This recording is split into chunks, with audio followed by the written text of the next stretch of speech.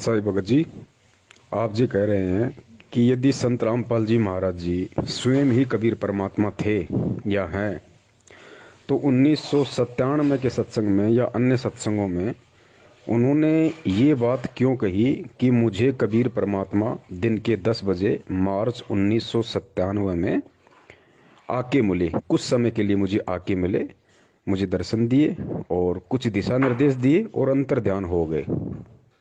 अगर गुरुजी स्वयं ही कबीर परमेश्वर थे या हैं, तो फिर उन्हें कौन सा भगवान मिल गया और दूसरा कौन सा कबीर परमेश्वर आके उनको दर्शन दे गया?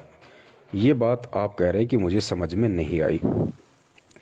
भगत जी, यही सब बातें समझाने के लिए परमात्मा ने बार बार ये प्रार्थना की है सत्संगों के माध्यम से कि भाई सत्संग सुनते समय परमात्मा से प्रार्थना करनी चाहिए, एकाग्रचित होकर सत्संग सुनना चाहिए और सत्संग सुनने के बाद में अपने गुरुदेव के द्वारा सत्संगों में जो वचन कहे गए हैं उनके ऊपर चिंतन करना चाहिए। जब तक हम सुने गए सत्संगों पे चिंतन नहीं करेंगे तब तक हम उस सत्संगों के मर्म को, उनके रहस्यों को, उन संकेतों को हम समझ नहीं पाएंगे। गुरुजी खुद परमेश्वर हैं, औरों का मुझे नहीं पता, लेकिन मैं अपनी बात कर रहा हूँ। गुरुजी स्वयं ही कबीर परमेश्वर हैं, लेकिन वर्तमान में वो कबीर परमेश्वर एक भगत की भूमिका में भी है और भगत की भूमिका यदि परमेश्वर निभाएगा तो 101% पूरी तरह से निभाएगा, उसमें कोई त्रुटि नहीं छोड़ेगा। भगत की भूमिका में वो कभी भी अपने आप को परमेश्वर नहीं कहेंगे। साहिब से सतगुरु भय, सतगुरु से वैसाद, ये तीनों एक हैं, गति कछु अगम अगाध। साहिब से सतगुरु भय, सतगुरु से भय संत, धर धर वेख विशाल अंग खेल।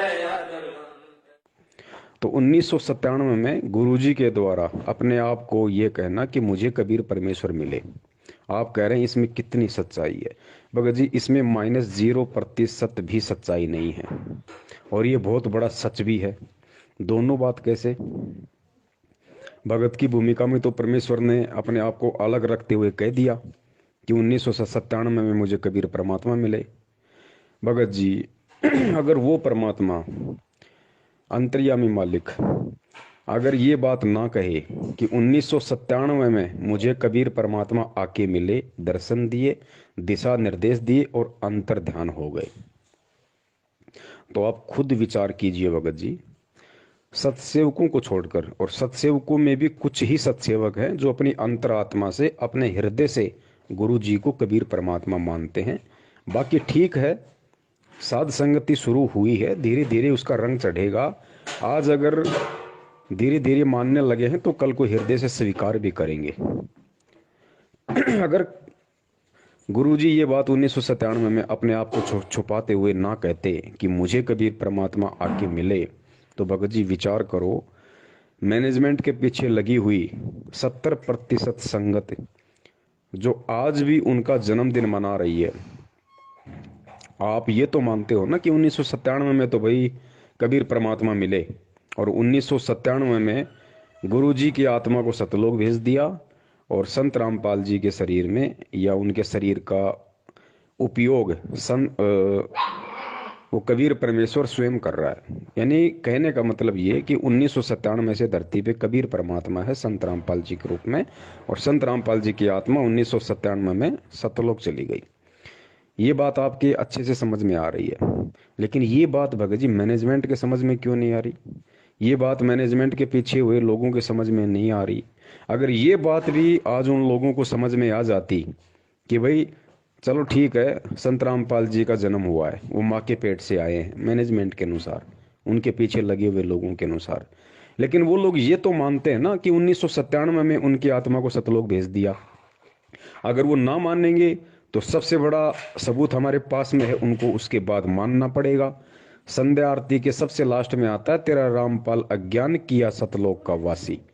एक और वाणी है परमात्मा की कि सतलोक में चल मेरी सुरता, यहाँ ना लावे देरी, सांच कहूँ ना झूठ रतीवर बात मान ले मेरी। अंतिम चौपाई में कहा गया है कि लोक अनामी जावेगी, वहां कोन्या मिले चुबारे, आत्मा और परमात्मा वहां कोन्या रहते न्यारे। और रामपाल प्रीतम प्यारे की आत्मा, ध्यान देना, रामपाल प्रीतम प्यारे की आत्मा वहां पूर्ण आनंद ले रही। कहां पे? अनामी लोक में। लोक अनामी जावेगी वहाँ, को ना मिले चौबारे। आत्मा और परमात्मा वहाँ, को ना रहते न्यारे। लोक अनामी जावेगी वहाँ, को ना मिले चौबारे। आत्मा और परमात्मा वहाँ, नहीं रहते न्यारे। रामपाल प्रीतम प्यारे की आत्मा वह पूर्ण आनंद ले री। सच कहूं ना झूठ रती भर, बात मान ले मेरी। तो मानना पड़ेगा इस वाणी के अनुसार। गुरुजी ने अपने मुख कमल से कही है, इस वाणी के अनुसार 100% उस व्यक्ति को मानना पड़ेगा जो संत रामपाल जी का भगत है, कि वास्तव में संत रामपाल जी महाराज जी 1997 में सतलोक गमन कर चुके हैं। फाइनल कि धरती पे संत रामपाल जी नहीं है, संत रामपाल जी के शरीर का उपयोग कबीर परमात्मा कर रहा है, जो अविनाशी है, अजन्मा है, स्वयंभू है, सतगुरु है, सारी सृष्टि का रचनहार है। तो 1997 में से यदि खुद वो कबीर परमात्मा जो माँ के गर्भ से जन्म नहीं लेता, यदि वो धरती पे प्रकट है, तो भाई 8 सितंबर 2019 को फिर किसका जन्मदिन मनाया गया? इस बात का जवाब भगत जी किसी के पास नहीं है, और ये इतिहास बन चुका है। आने वाले समय की आत्माएं इन्हीं बातों को बार बार विचार करके, चिंतन करके और भक्ति पे दृढ़ हुआ करेंगी कि देखो, गुरुजी के 24 घंटे शरण में रहने वाले, गुरुजी के बेटा बेटी कहलाने वाले, परमात्मा के रिश्तेदार कहलाने वाले इतना बड़ा धोखा खा गए। रोज वाणी का उच्चारण करते थे, रोज संध्या आरती करते थे कि तेरा रामपाल अज्ञान किया सतलोक का वासी, फिर भी उन मूर्खों के समझ में नहीं आई, क्योंकि वो परमेश्वर की विशेष आत्माएं होंगी।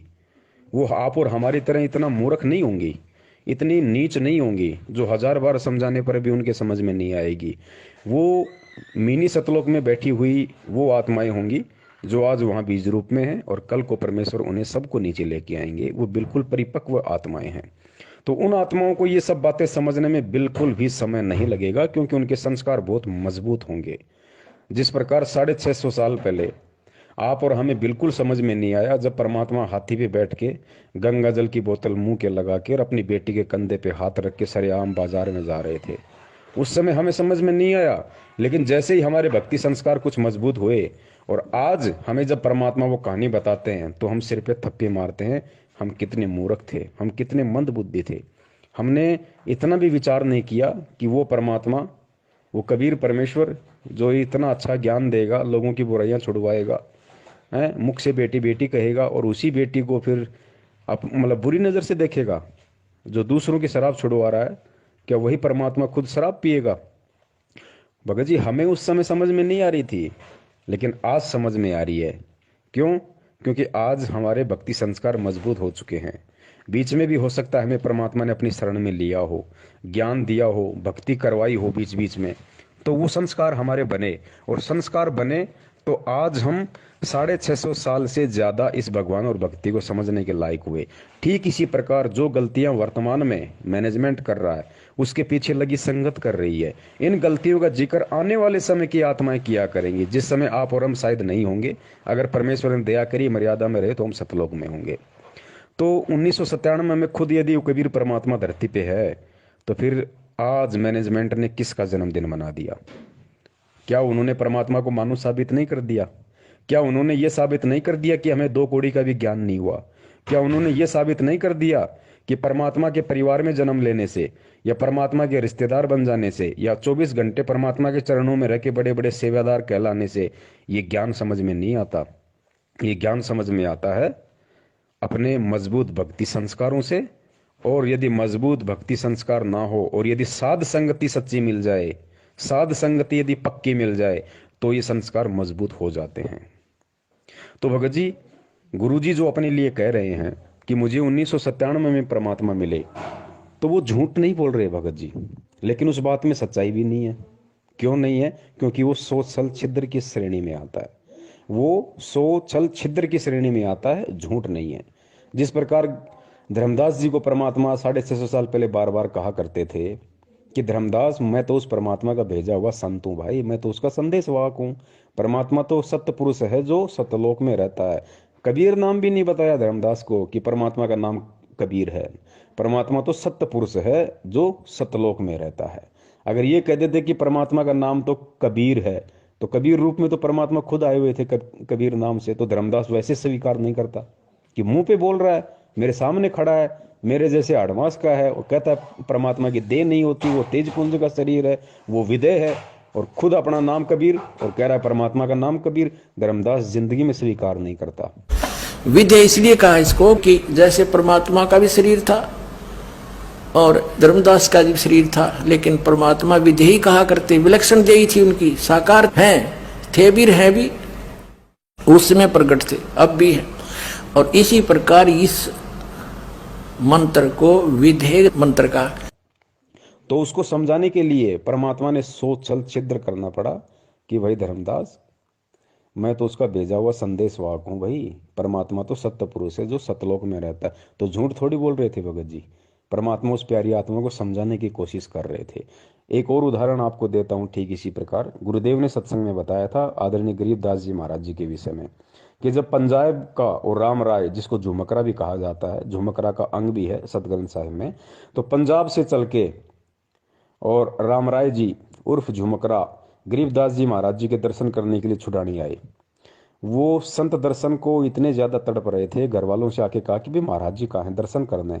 घर वालों ने कहा जी कुछ पानी लो, जलपान लो, महाराज अभी आ जाते हैं। बोला नहीं जी, उनके दर्शन किए बिना मैं जलपान नहीं करूंगा। तो घर वालों ने कहा कि भाई महाराज जी खेतों की तरफ गए हुए हैं। बता दिया कि भाई इस तरफ खेत हैं, ऐसे ऐसे हैं, वहाँ महाराज जी मिलेंगे। तो उनको इतनी तड़प थी उनसे मिलने की, वो जो राम राय था वो सीधा खेतों की तरफ अकेला ही चल दिया। परमात्मा जानी जान थे, अंतर्यामी थे। अब उधर से आदरणीय गरीबदास जी महाराज जी चलते हुए आ रहे थे। अब झुमकरान ने तो साधु की जो पहचान थी अपने मन में, वो उस तरह की बैठा रखी थी कि भाई या तो बहुत बड़ी दाढ़ी वाला होगा, या बहुत बड़ी जटा होगी, भगवा वस्त्र होगा, या गले में 15-20 रुद्राक्ष की माला होंगी। उस हिसाब से वो परमात्मा का जो रूप था अपने मन में बसाए हुए था। तो परमेश्वर अंतर्यामी थे, उनको पता था कि ये मुझसे पूछेगा, और पूछते अगर मैंने कह दिया भाई मैं ही गरीबदास हूँ, तो भाई मैं तो बिल्कुल सीधा साधा, जैसे जाट हरियाणा में रहता है उस हिसाब से भाई धोती कुर्ता था बिल्कुल, ना कोई दाढ़ी, ना कोई किसी प्रकार की मूछ, ना कोई और कोई फालतू की कोई माला जनेऊ। तो ये आत्मा तुरंत यहाँ से वापस पंजाब के लिए निकल लेगी, इस आत्मा का मतलब आना व्यर्थ हो जाएगा। तो राम राय चले जा रहे थे, सामने से गरीबदास जी महाराज जी आ रहे थे। तो राम राय ने पूछा भाई इधर गरीबदास जी महाराज जी का खेत कौन सा है, मुझे उनसे मिलना है, और मैंने सुना था कि वो खेतों में है। तो गरीबदास जी महाराज जी ने क्या कहा भगत जी, परमेश्वर ने क्या जवाब दिया, सुनना इस बात को। गरीबदास जी महाराज जी ने कहा कि भाई अब वो घर की तरफ जा रहे हैं। राम राय ने कहा नहीं जी, मैंने सुना है वो खेतों की तरफ हैं, अपने खेत में हैं। तो गरीबदास जी ने कहा कि नहीं भाई, अब वो घर की तरफ जा रहे हैं, आओ मैं तुम्हें मिलाता हूँ, घर की तरफ जा रहे हैं। भगत जी वहाँ कितना बड़ा संकेत दिया था परमात्मा ने, गरीबदास जी ने, कि भाई अब वो घर की तरफ जा रहे हैं। तो कौन जा रहा था घर की तरफ? खुद गरीबदास जी महाराज जी ने अपने विषय में कहा कि भाई मैं ही गरीबदास जी महाराज हूं और अब मैं घर की तरफ जा रहा हूं। लेकिन उन्होंने संकेत में कही ये बात कि भाई वो पहले खेतों में थे, अब वो घर की तरफ जा रहे हैं। साधु दर्शन राम का, ईश्वरीय दर्शन होता है। संत इतना उतावला हो कहता है कि मुझे रास्ता बताइए, मैं खेत में मिल लूंगा भगवान से। तो उन्होंने कहा कि नहीं, आप यहीं रुकिए, अगर नहीं मुझे रास्ता बताइए। तो उन्होंने रास्ता बता दिया कि इस प्रकार पश्चिम में, ये दक्षिण की तरफ आप जाइए, रास्ता खेतों में जाने का, और वहां से आप रास्ते में एक रहट मिलेगा, रहट के पास एक झोपड़ी है, उसमें महाराज मिलेंगे। वो चल पड़ा। तो बंदी छोड़ रास्ते में आ रहे थे। गरीबदास महाराज की वेशभूषा के थी कि धोती और कुर्ता, जैसा आम हरियाणे की वेशभूषा है व्यक्ति पहनते हैं, उस भाव में था, आ रहे थे। तो उसने, राम राय ने बंदी छोड़ से पूछा कि भाई मैंने महाराज गरीबदास का स्थान बताइए। बताते ही इधर खेतों में रहते आए हुए। अब सतगुरु महाराज ने सोचा कि जय मैं इसको अभी बता देता हूं कि मैं गरीबदास हूं, तो ये मेरी बात एक नहीं सुनेगा, क्योंकि इसके मन में जो संत वेशभूषा है वो कुछ और है। वो क्या सोच का आया था कि बहुत बड़े संत होंगे, सिर पर दाढ़ी बड़ी हुई होगी, लंबी जटा होगी, हाथ में कोई त्रिशूल होगा, कोई कपड़े होंगे तो गेरुआ होंगे, और नहीं होंगे तो तन पे एक लंगोटी होगी, एक कपड़ा छोटा सा होगा, और शरीर पर राख मसड़ रखी होगी।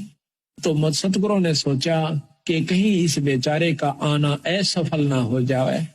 बंदी छोड़ कहने लगे कि महाराज तो भाई आ जाओ, मैं मिलाऊंगा आपको। वो कहता मैंने सुना है खेतों में गए, कोई नहीं अब घर को जा रही है। अब वो वापस आ जाता है। आ जाओ मैं मिलाता हूँ, आ जाओ। तो राम राय जी उनके साथ साथ हो लिए। राम राय जी ये समझ नहीं पाए कि ये कहना क्या चाह रहे हैं, कि अब घर की तरफ जा रहे हैं तो कहाँ जा रहे हैं, कौन जा रहा है, कहाँ जा रहा है, कुछ भी उनकी बुद्धि में नहीं आया। और वो उनके पीछे पीछे हो लिए कि चलो भाई ये कह रहे हैं, ये जानते होंगे, वो चले गए होंगे मेरे से पहले, या कहीं और से साइड वाइड से कहीं चले गए होंगे।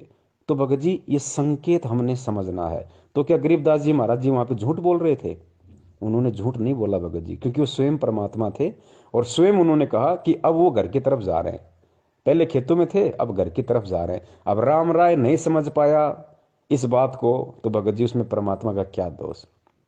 और परमात्मा ने झूठ भी नहीं कहा।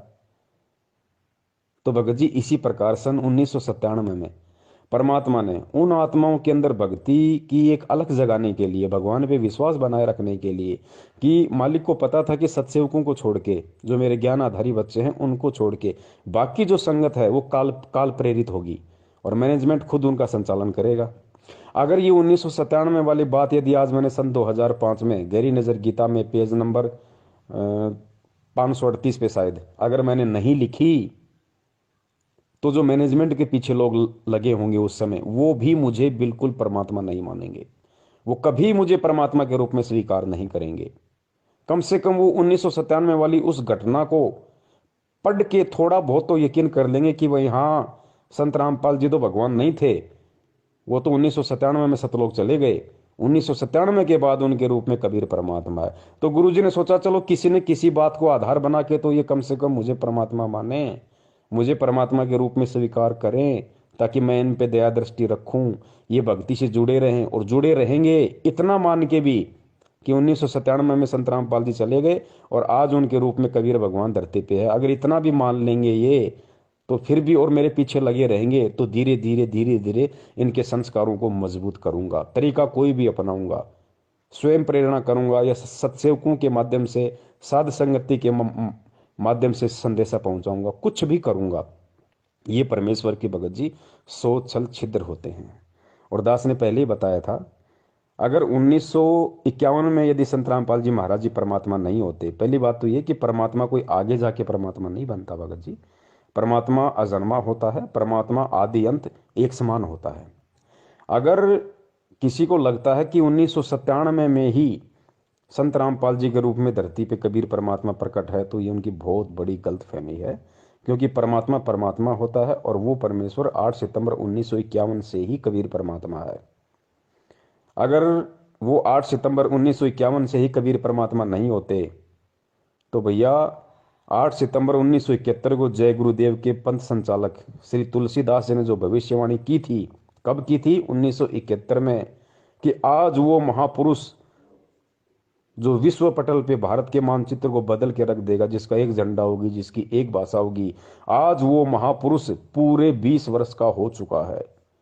तो भाई यदि संत रामपाल जी महाराज जी का 1951 में जन्म हुआ था, माँ के पेट से आए थे, आप और हमारे जैसे सामान्य व्यक्ति थे, भगत थे, तो जय गुरुदेव ने किसको महापुरुष कहा? 1971 में ही जय गुरुदेव ने किसको महापुरुष कह दिया कि वो महापुरुष आज पूरे 20 वर्ष का हो चुका है? भगत जी इस बात पे विचार करो। और अगर गुरुजी वो महापुरुष ना होते, तो जय गुरुदेव की भविष्यवाणी का गुरुजी कभी भी समर्थन नहीं करते। गुरुजी केवल सत्य का समर्थन करते हैं, चाहे किसी की भविष्यवाणी क्यों ना हो। दूसरा पॉइंट, गुरुदेव ने कहा कि एक समय में पृथ्वी पे केवल एक ही संत होता है। इसलिए हमने उन नकली सतगुरुओं से बात नहीं बनेगी, एक समय में एक ही सतगुरु होता है। जैसे परमात्मा जब आए थे उन्होंने किसी को भी नाम देने का आदेश नहीं दिया था और स्वयं ही उपदेश दिया करते थे। 64 लाख शिष्य उनके हो गए थे, उन सब के स्वयं ही गुरु थे, स्वयं ही सतगुरु थे। और एक समय में एक ही संत होता पूरी पृथ्वी पे उस परमेश्वर का। वैसे तो ये अन्य उपासना बताने वालों की तो गिनती ही नहीं है। एक समय में पृथ्वी पे केवल एक ही संत होता है, दूसरा संत नहीं होता। तो बता दीजिए, आज संत रामपाल जी महाराज जी एक भगत की भूमिका में अपने दादा गुरुदेव जी के लिए क्या शब्द यूज करते हैं? मेरे पूज्य गुरुदेव। और भक्ति मार्ग में गुरु जी ने बताया कि पूज्य शब्द केवल उसी के लगता है जो परमात्मा होता है, जो स्वयं परमात्मा होता है। लेकिन दादा गुरुदेव स्वामी रामदेवानंद जी महाराज जी कोई परमात्मा नहीं थे, ना ही वो सतगुरु थे। वो सतगुरु भी नहीं थे भगत जी, और ना ही वो परमात्मा थे। वो केवल एक भगत थे, इससे ज्यादा कुछ नहीं थे। अगर वो सतगुरु थे, या फिर जैसे गुरु जी ने भगत की भूमिका में उनके नाम से पहले लगाया मेरे परम पूज्य गुरुदेव, मेरे पूज्य गुरुदेव, मेरे सतगुरुदेव, तो ये जो सतगुरु शब्द है, ये पूज्य शब्द है, ये केवल परमेश्वर के लिए, बंदी छोड़ के लिए, परमात्मा के लिए है, ध्यान रखना। तो भगत जी अगर वो पूज्य होते वास्तव में, अगर वो परमेश्वर होते दादा गुरुदेव, यदि दादा गुरुदेव वास्तव में सतगुरु होते, तो भगत जी 1994 में संत रामपाल जी महाराज जी सतगुरु नहीं बन सकते थे। सांसारिक दृष्टि में नाम दान देने के लायक नहीं बन सकते थे, क्योंकि पृथ्वी पे एक समय में 2 सतगुरु नहीं हो सकते भाई। पृथ्वी में एक समय में एक ही सतगुरु होता है, ध्यान रखना। तीसरा पॉइंट बहुत अहम है और इसको हमने भगत जी समझना पड़ेगा। बगैर समझे हम इसकी गहराई में नहीं जा पाएंगे। ये जो सतनाम का जो मंत्र है 2 अक्षर का, जो शायद आपको मिला या नहीं मिला मुझे नहीं पता, लेकिन सबको पता है कि सतनाम में 2 मंत्र कौन से हैं। ये 2 मंत्र देने का अधिकारी इस पूरी सृष्टि में सतनाम मंत्र देने का अधिकारी गुरु बनकर, सतगुरु बनकर यदि कोई दे सकता है तो केवल बंदी छोड़ कबीर साहब दे सकता है, और कोई भी व्यक्ति सतनाम का मंत्र किसी को नहीं दे सकता, और ना ही ये प्रथम नाम जो है 5 नाम ये कोई दे सकता। भगत जी कोई नहीं दे सकता, ये केवल परमेश्वर कबीर साहिब ही दे सकते हैं, इनके अलावा कोई नहीं देगा। कबीर जी ने ये नाम 650 साल पहले दिए। उसके बाद बता दो भगत जी किस महापुरुष ने ये सतनाम को दान किया? किसी ने दान नहीं किया, आज तक रिकॉर्ड है, क्योंकि उनके अलावा कोई दूसरा कर ही नहीं सकता। 650 साल पहले वो स्वयं आए थे, तो उन्होंने लोगों को सतनाम दिया, कुछ विशेष आत्माओं को सतनाम दिया और रिकॉर्ड करवा दिया धर्मदास जी के माध्यम से, क्योंकि धर्मदास जी को परमेश्वर ने सतनाम दिया था। तो धर्मदास जी के माध्यम से परमात्मा ने कबीर सागर में भी रिकॉर्ड करवा दिया पूरा, वो 2 शब्द भी लिखवा दिए, ताकि कल को झूठे ना हो जाएं कि सतनाम में ये मंत्र नहीं है। तो कबीर परमात्मा ने 650 साल पहले सतनाम दिया। उसके 200-250 साल बाद वही कबीर परमात्मा गरीबदास जी महाराज जी के रूप में आए। लेकिन 250 साल पहले जब गरीबदास जी महाराज जी यहाँ आए तो उनका मकसद किसी को सतनाम देना नहीं था, उनका मकसद किसी का मोक्ष करना नहीं था, उनका मकसद किसी को प्रथम नाम देने का नहीं था, और उन्होंने ना किसी को सतनाम दिया ना किसी को प्रथम नाम दिया। ये 7 मंत्र जो आज हमें मिले हुए किसी को नहीं दिया गरीबदास जी महाराज जी ने। जितने भी उनके शिष्य बने, जितने भी उनके भगत बने, सबको उन्होंने भिन्न भिन्न नाम दिए। इस ग्रंथों में लिखा क्या है और हम करवा और कर क्या रहे हैं? हम दोषी हो रहे हैं उस परम पिता परमात्मा कबीर साहब के, और साथ में उस गरीबदास परमेश्वर तुल अंशात्मा के, जो हमें क्या बताने आए थे और हमने अब क्या शुरू कर दिया। वहां मैं क्या देखा कि श्री ब्रह्मानंद जी ने सामने तो भूरी वालों की और गरीबदास जी की मूर्ति बना रखी है, और कति अपने जहां उनका रहने का स्थान था उसके सामने शिव जी का मंदिर और मूर्ति शिवलिंग। क्या बात कही। और सुबह उठे, हम रात को वहां रुके थे, मेरे पास फिल्म बनी हुई है। सुबह उठे, उठ करके सबसे पहले शिवलिंग पर जल चढ़ाया, और मेरे साथ जो भक्तात्मा सैकड़ों की संख्या में दर्शनार्थ गए थे वो आश्रमों को देखने के लिए, मुझे कहने लगे, गुरुदेव ये क्या चक्कर है, आप तो कह रहे थे ये बड़े महापुरुष हैं और ये पूज रहे शिवलिंग ने, अब क्या जवाब देंगे दास उनको। अब यहां फंस गए हम। कहा मैं कबीरपंथी, कहलावा गरीबदास पंथी और पूज्य काल को शिवलिंग जो एक बिल्कुल नासवान भगवान और कहा परमेश्वर। फिर क्या बनाते हैं, कहते हैं गरीबदास ने लिखा है, दास गरीब दर शिव का दान, भक्ति मुक्ति जन दीनी दान। अब ये मुक्ति शिवजी वाली तो हमने ना जाने कितनी बार प्राप्त कर ली है। भगवान शिव ने पार्वती जी को ये प्रथम नाम दिए थे 5, जो हम आपको 7 देते हैं। और भगवान शिव भी इतना ही अमर है, जैसे पार्वती को अमर कर दिया, जब तक शिव की आयु है तब तक पार्वती रहेगी। ये तो हम असंख्यों बार हो चुके इतने अमर। तो गरीबदास जी कहते हैं और डले ढूंढता है और पूजाएं जो तुम इधर उधर फिरते हो, कि तीर्थ पे, कोई पितर का, कोई भूतों पे, इससे अच्छा तो शिव जी ने पूज लो। इससे भी थोड़ी बहुत यहाँ की सुविधा, थोड़ी बहुत आयु तुम्हारे को, यानी आयु तो नहीं बढ़ सकती, जब तक श्वास है तब तक आप रहोगे। और छोटी मोटी राहत इन अन्य पूजाओं से ठीक है, लेकिन मुक्त नहीं हो सकते, जन्म मरण नहीं मिटेगा। किसी को हरे राम, किसी को ओम नमो भागवते वासुदेवाय, किसी को ओम नमः शिवाय, क्योंकि उनका मकसद उस समय किसी का मोक्ष करना नहीं था। गरीबदास जी महाराज जी के रूप में कबीर परमात्मा जब आए थे, उनका केवल एक टारगेट था, और परमात्मा जिस विशेष काम के लिए आते केवल उसी को पूरा करके जाते हैं। तो 300 साल पहले गरीबदास जी महाराज जी का इस पृथ्वी लोक पे आना और एक लीला करना, उनका जो मकसद था वो ये था कि कबीर सागर में जो त्रुटियां काल प्रेरणा से लोगों ने कर दी थी, जो गड़बड़ कर दी थी, उसको सुधार करना और ग्रंथ साहिब के रूप में एक नया ग्रंथ लिपिबद्ध करना आप और हमारे लिए, इस समय के लिए। तो परमात्मा उस समय केवल उसी काम के लिए आए थे और वो काम उन्होंने पूरा किया और हो गए। लेकिन उन्होंने किसी को सतनाम नहीं दिया, वो 2 मंत्र किसी को दान नहीं दिए उन्होंने, ना अपने बच्चों को दिए ना किसी और को दिए, केवल अपने ग्रंथ साहिब में उन मंत्रों को लिख के चले गए, ताकि आज हमारे को विश्वास हो कि वास्तव में यही सतनाम है जो आज हमें संत रामपाल जी महाराज जी दे रहे हैं। वरना हम यकीन ही नहीं कर पाते कि यही सतनाम होगा, हम 650 साल पहले की तरह भ्रमित हो जाते। कलयुग की बिचली पीढ़ी में 12वां पंथ, ये काल के जो कबीर पंथ में होंगे ना, गरीबदास का होगा। और तब तक मैं जो अब ये वाणी लिखवा रहा हूं ज्ञान, इसमें भी ये अपनी सोच अनुसार परिवर्तन करेंगे, कुछ इसका प्रारूप बिगाड़ेंगे। काल बिगड़ुआ होगा क्योंकि इसने सूक्ष्म वेद का नाश कर दिया था। और फिर गरीबदास नाम से 12वां पंथा होगा, ये मेरे नाम से।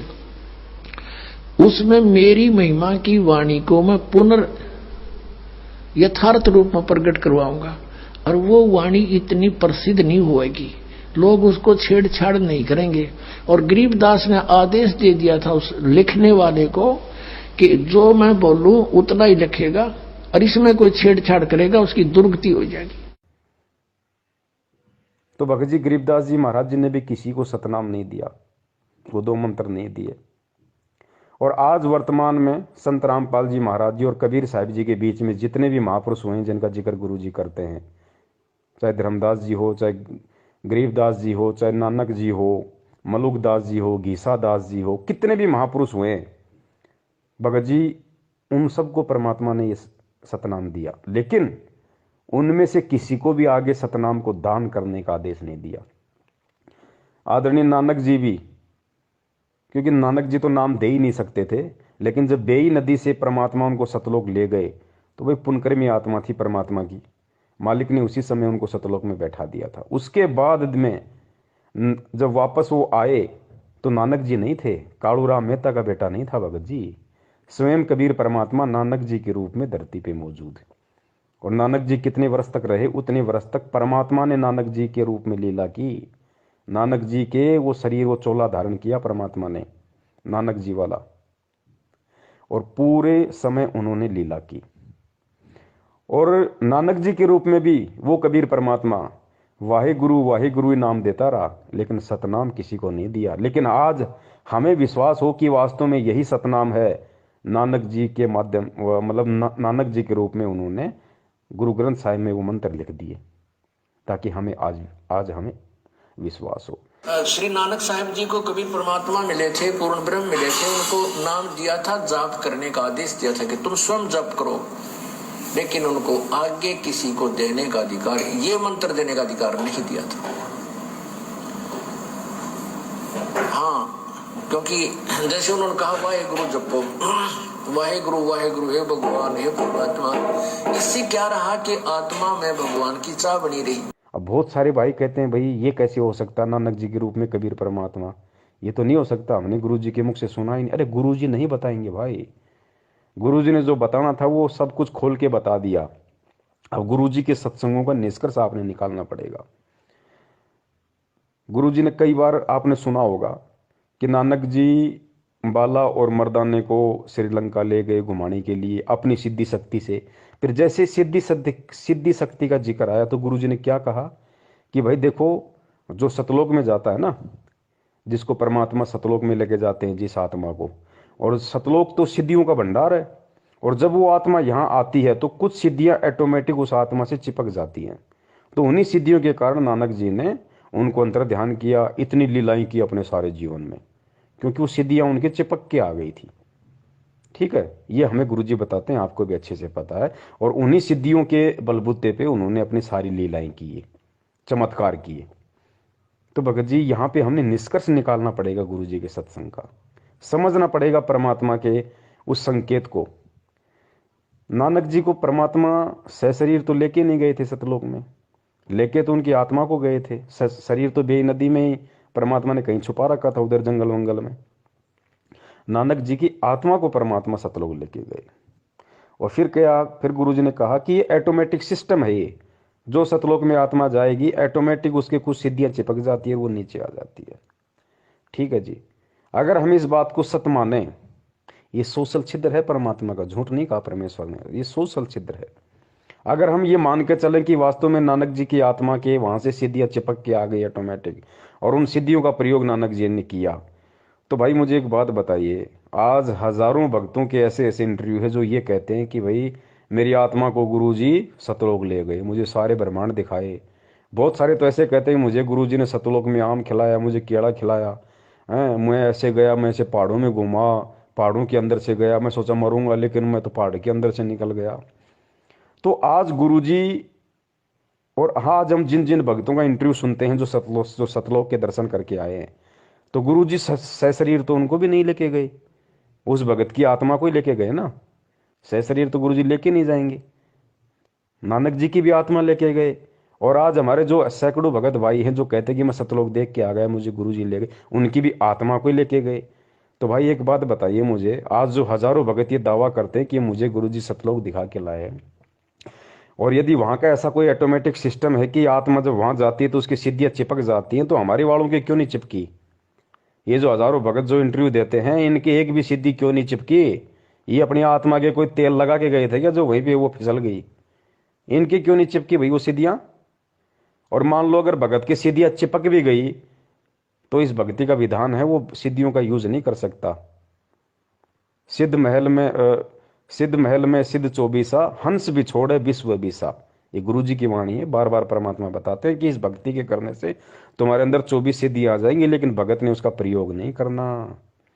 सिद्ध महल में सिद्ध चौबीसा, हंस भी छोड़े विश्व बीसा। जो हंस होगा, भगत होगा, वो 24 की 24 को भी छोड़ देगा, फेल कर देगा साइड में, नहीं सिद्धियां नहीं मुझे यूज करनी। तो भगत जी हमने यहाँ समझना पड़ेगा, अगर नानक जी की आत्मा की सिद्धि चिपक के आ गई थी तो आज हमारे वालों के चिपक के क्यों नहीं आ रही? तो इससे जाहिर है कि कबीर परमात्मा स्वयं नानक जी के रूप में थे। और आत्मा अगर इतने चमत्कार करेगी तो परमात्मा आज हमारे को ये नियम नहीं बता सकते कि बच्चों तुमने सिद्धि का प्रयोग नहीं करना, वरना उंगली उठ जाएगी भक्ति में कि फिर नानक जी ने क्यों किए। नानक जी भी तो भगत थे, कोई भगवान थोड़ी थे। फिर नानक जी भी तो यही भक्ति कर रहे थे, यही मंत्र जाप कर रहे थे, यही भगवान मिला था, फिर नानक जी ने सिद्धियों का प्रयोग क्यों किया? भगत जी आज बहुत बड़ा सवाल खड़ा हो जाता भगत समाज के सामने, गुरु जी दोगले साबित हो जाते। लेकिन भाई वो स्वयं कबीर परमात्मा नानक जी के रूप में सारा खेल खेल रहे थे। इस बात को जगत थोड़ी समझेगा, इस बात को हम भक्तों ने समझना पड़ेगा, क्योंकि आज परमात्मा हमें यही सब कुछ समझाने के लिए आए। तो भगत जी इसलिए दास निवेदन करता है। जिस प्रकार अब बताओ उस समय 500 साल पहले जब परमात्मा के समकालीन थे नानक जी, उस समय किसने यकीन किया कि नानक जी बताओ स्वयं वो परमात्मा है? किसी ने यकीन नहीं किया भगत जी, क्योंकि वो उसी तरीके से अपना खेल खेल रहे थे, उसी तरीके से अपनी लीला कर रहे थे परमात्मा। क्योंकि कुछ सिद्धियां नानक जी के अंदर पहले से भी थी, कुछ पूर्व भक्ति की उसके ऐसे संस्कार थे जिस वजह से वो बेई नदी में वो उन्होंने डुबकी मारी, क्योंकि वो मछली बन जाना जानते थे, वो मछली बनना जानते थे। इसलिए उन्होंने कहा था कबीर जी को कि मैं तब विश्वास करूंगा मैं डुबकी लगाऊंगा और आप मेरे को पकड़ के दिखा देना। तो नानक जी में परमात्मा के मिलने से पहले भी सिद्धियां थी, लेकिन परमात्मा से मिलने के बाद, परमात्मा से दीक्षा लेने के बाद, चाहे सिद्धियां हो या ना हो, भगत सिद्धियों का प्रयोग नहीं कर सकता। तो नानक जी को परमेश्वर ने सतलोक भेज दिया था, उसके बाद खुद उनके शरीर में थे भगत जी। अब ये समय भगत जी, अब आप सोचिए बड़े भाई, जब स्वयं कबीर परमात्मा ने 650 साल पहले मंत्र दिए और आज खुद वो परमात्मा मंत्र दे रहा है सतनाम का, तो भगत जी परमात्मा ने जब आज से पहले, और ये चारों युगों का इतिहास उठा के देख लो भगत जी, परमात्मा ने स्वयं ही, चाहे वो किसी संत के रूप में आए हो या चाहे स्वयं आए हो भगत जी, परमात्मा ने स्वयं ही ये मंत्र लोगों को दान किए हैं। दूसरा कोई मंत्र दान नहीं कर सकता, कोई नहीं कर सकता। जैसे परमात्मा जब आए थे, उन्होंने किसी को भी नाम देने का आदेश नहीं दिया था और स्वयं ही उपदेश दिया करते थे। 64 लाख शिष्य उनके हो गए थे, उन सब के स्वयं ही गुरु थे, स्वयं ही सतगुरु थे। और एक समय में एक ही संत होता पूरी पृथ्वी पे उस परमेश्वर का। वैसे तो ये अन्य उपासना बताने वालों की तो गिनती ही नहीं है। अब कोई कहेगा भाई मीराबाई को कैसे रविदास जी से मंत्र दान करवा दिए, तो इस बात को भी हमने गुरु जी के ज्ञान को आधार बना के समझना पड़ेगा। मीराबाई को रविदास जी ने नाम दीक्षा नहीं दी थी। आपने गुरु जी के मुख से भी सुना होगा कि भाई मीराबाई से नाम लिया। कबीर जी ने कहा कि जा भाई रविदास जी से नाम ले ले, तो मीराबाई जाके रविदास जी से नाम ले आई। लेकिन यहाँ गुरु जी जो बात हमें समझाना चाह रहे हैं पुण्यात्माओं, परमात्मा एक सांसारिक दृष्टि से सत्संग करेंगे, वरना दुनिया विरोध खड़ा कर देगी। क्योंकि रविदास जी की हिस्ट्री में लिख दिया गया कि मीरा को नाम रविदास जी ने दिया, और हकीकत भी है, क्योंकि मीरा ने रविदास जी से नाम लिया था। लेकिन जिस समय मीरा ने रविदास से नाम लिया था, उस समय रविदास के रूप में कौन बैठा था? वो कबीर परमात्मा बैठा था, क्योंकि मीरा को सतनाम मिला था भाई। मीरा को प्रथम नाम ओरिजिनल मिला था, जो आप और हमारे को मिला है।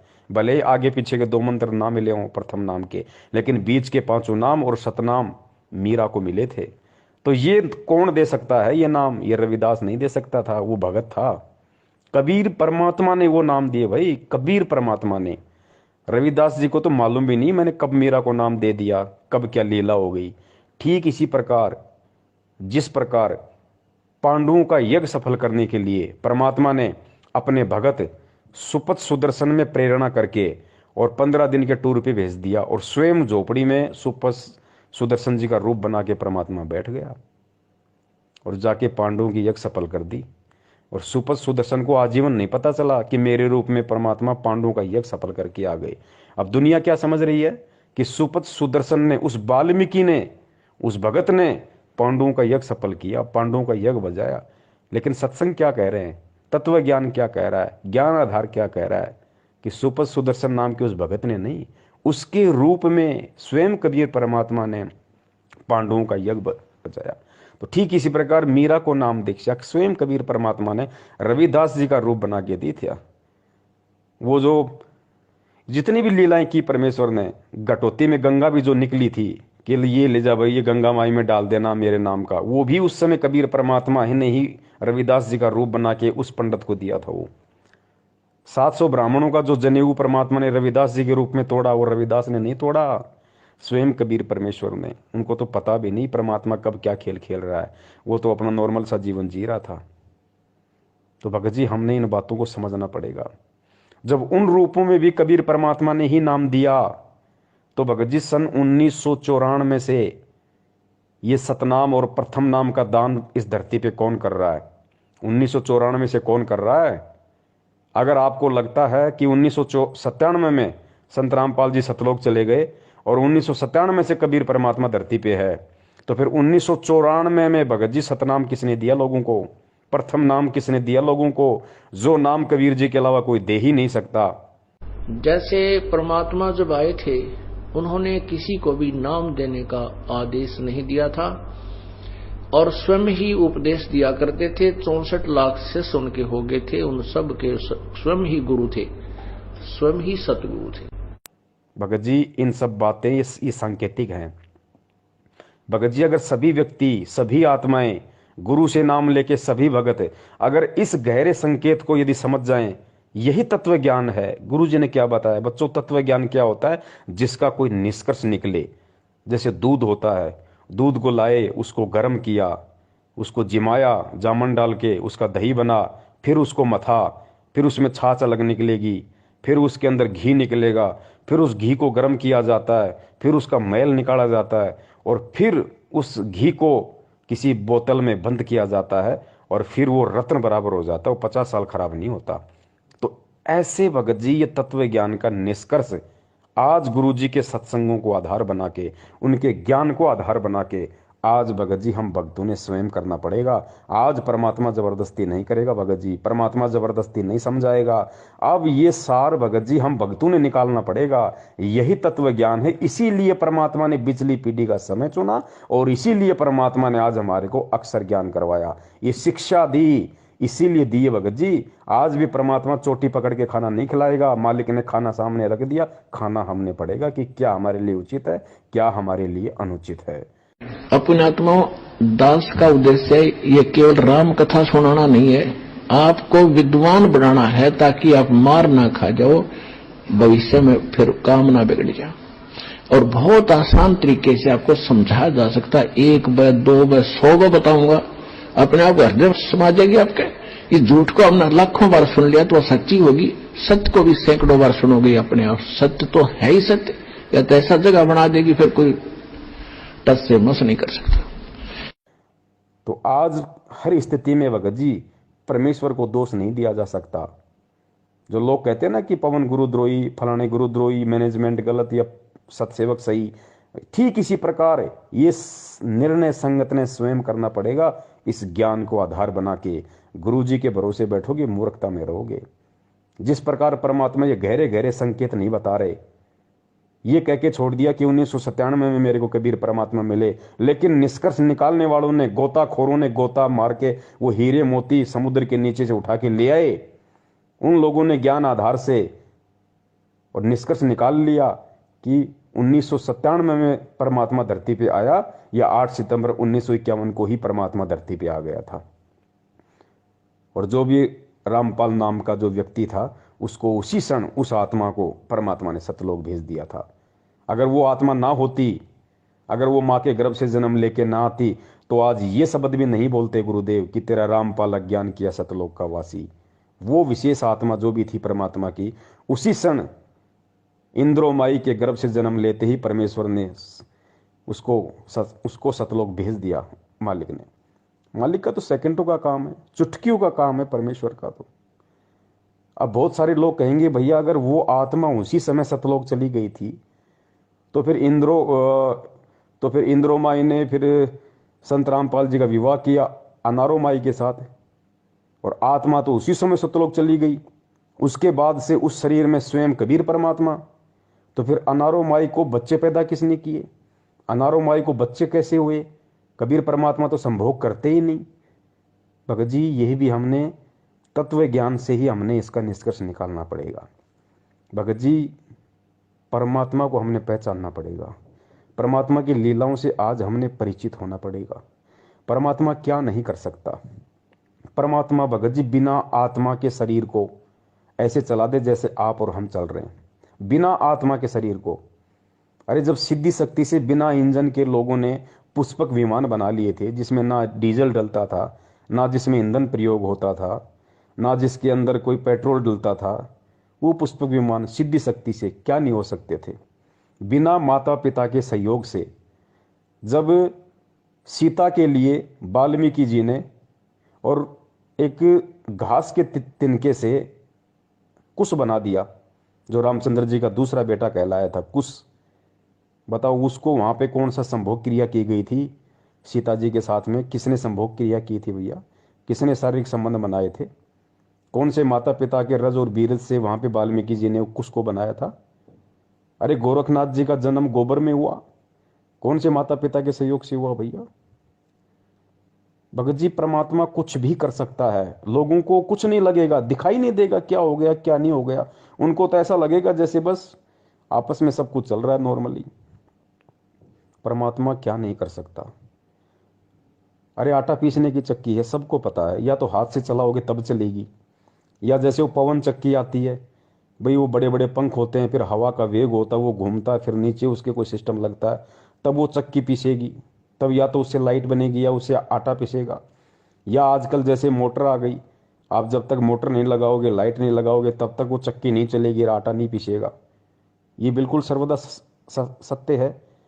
लेकिन अब्राहिम सुल्तान ने जब 300 साधुओं को जेल में डाल दिया, और उस समय परमात्मा भी जेल में चले गए, और परमात्मा ने अपनी शक्ति से बस छड़ी को यूं घुमाया था, बस दूर खड़ा होके 300 चक्कियां अपने आप चलने लग गई। और वो सैनिक उसके अंदर गेहूं डाल रहे हैं, कणक डाल रहे हैं, आटा पिस रहा है। बताइए भाई साहब, कौन सी मोटर लग गई थी? कौन अपने हाथ से चक्की घुमा रहा था? कौन सा वहां पे टरबाइन लगा हुआ था जो पवन चक्कियां चल रही थी? उधर से परमात्मा वहां पहुंच गए जेल में, जहां उसके बच्चे 360 चक्की पीस रहे थे।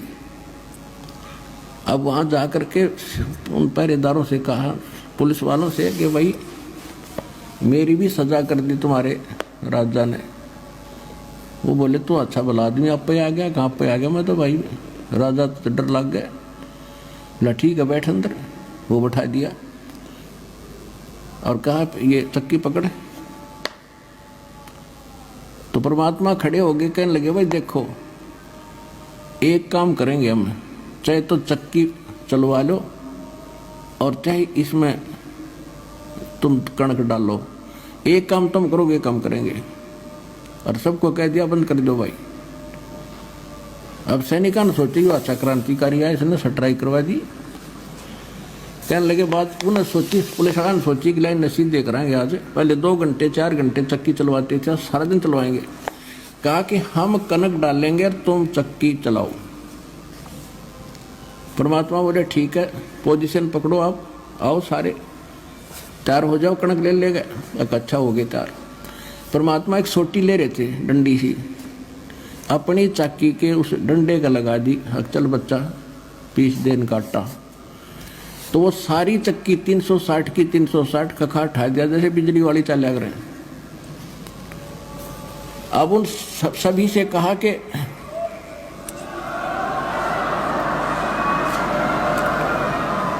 भगत जी ये परमेश्वर है,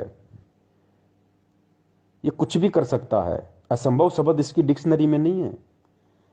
लोगों को तो ये लगा कि भाई रामपाल जी हैं ये, और अनारो माई के साथ इनके संपर्क, और माई भी बिल्कुल, माई को महसूस ही नहीं, माई सोच ही नहीं सकती, आज भी नहीं सोच सकती माई।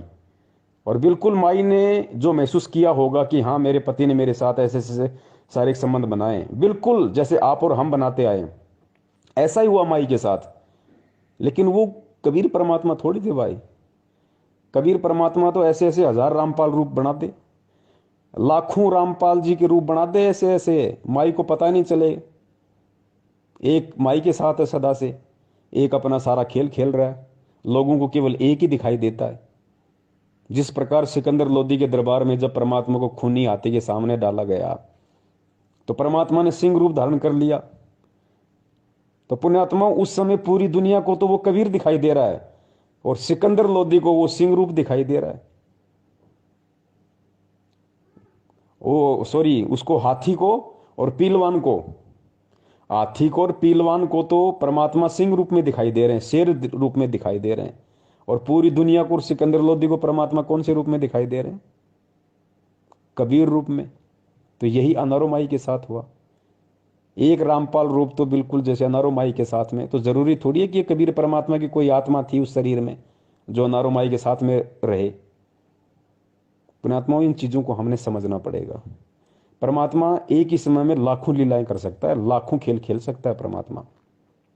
परमात्मा एक ही समय में आपके बाप की भूमिका भी कर देगा, आपकी बहन की भूमिका भी कर देगा, आपके बेटे की भूमिका भी कर देगा, और स्वयं आपकी भूमिका भी कर देगा। अब बताओ कौन पहचान ले उस परमात्मा को? सिकंदर लोदी को परमात्मा ने विराट रूप दिखाया दिल्ली के दरबार में, ऊपर तक देखा परमात्मा को और छोड़ नहीं, पैरों में गिर गया, गिड़गिड़ाने लगा, और दुनिया को वही 5-6 फुट का वो कबीर दिखाई दे रहा है। तो पुण्यात्मा, ये कबीर परमेश्वर है धरती पे, और ये भक्ति विश्वास की है। गुरुजी हर चीज को खोल के नहीं बताएंगे। अगर आज भी हर चीज को खोल के बताएंगे तो फिर हमारी बुद्धि कहाँ गई? फिर ये शिक्षा देने का क्या फायदा? ये 650 साल से परमात्मा डंडे मार मार के ज्ञान वाले आज फिर हमें यहाँ क्यों लेके आए? आज भी अगर हम लातों के भूत बनेंगे फिर इस शिक्षा का क्या फायदा? उन युगों युगों के भक्ति संस्कारों का क्या फायदा फिर? तो पुण्यात्माओं, इसीलिए परमात्मा ने सत्सेवकों को निमित्त बना के ये लाइव साध संगति, लाइव संग समाधान का सिस्टम संगत में चलवाया है। और यकीन मानना, इसमें कोई पवन दास का श्रेय नहीं है, कोई पवन दास का योगदान नहीं है, पवन दास का -0% भी इसमें कोई रोल नहीं है।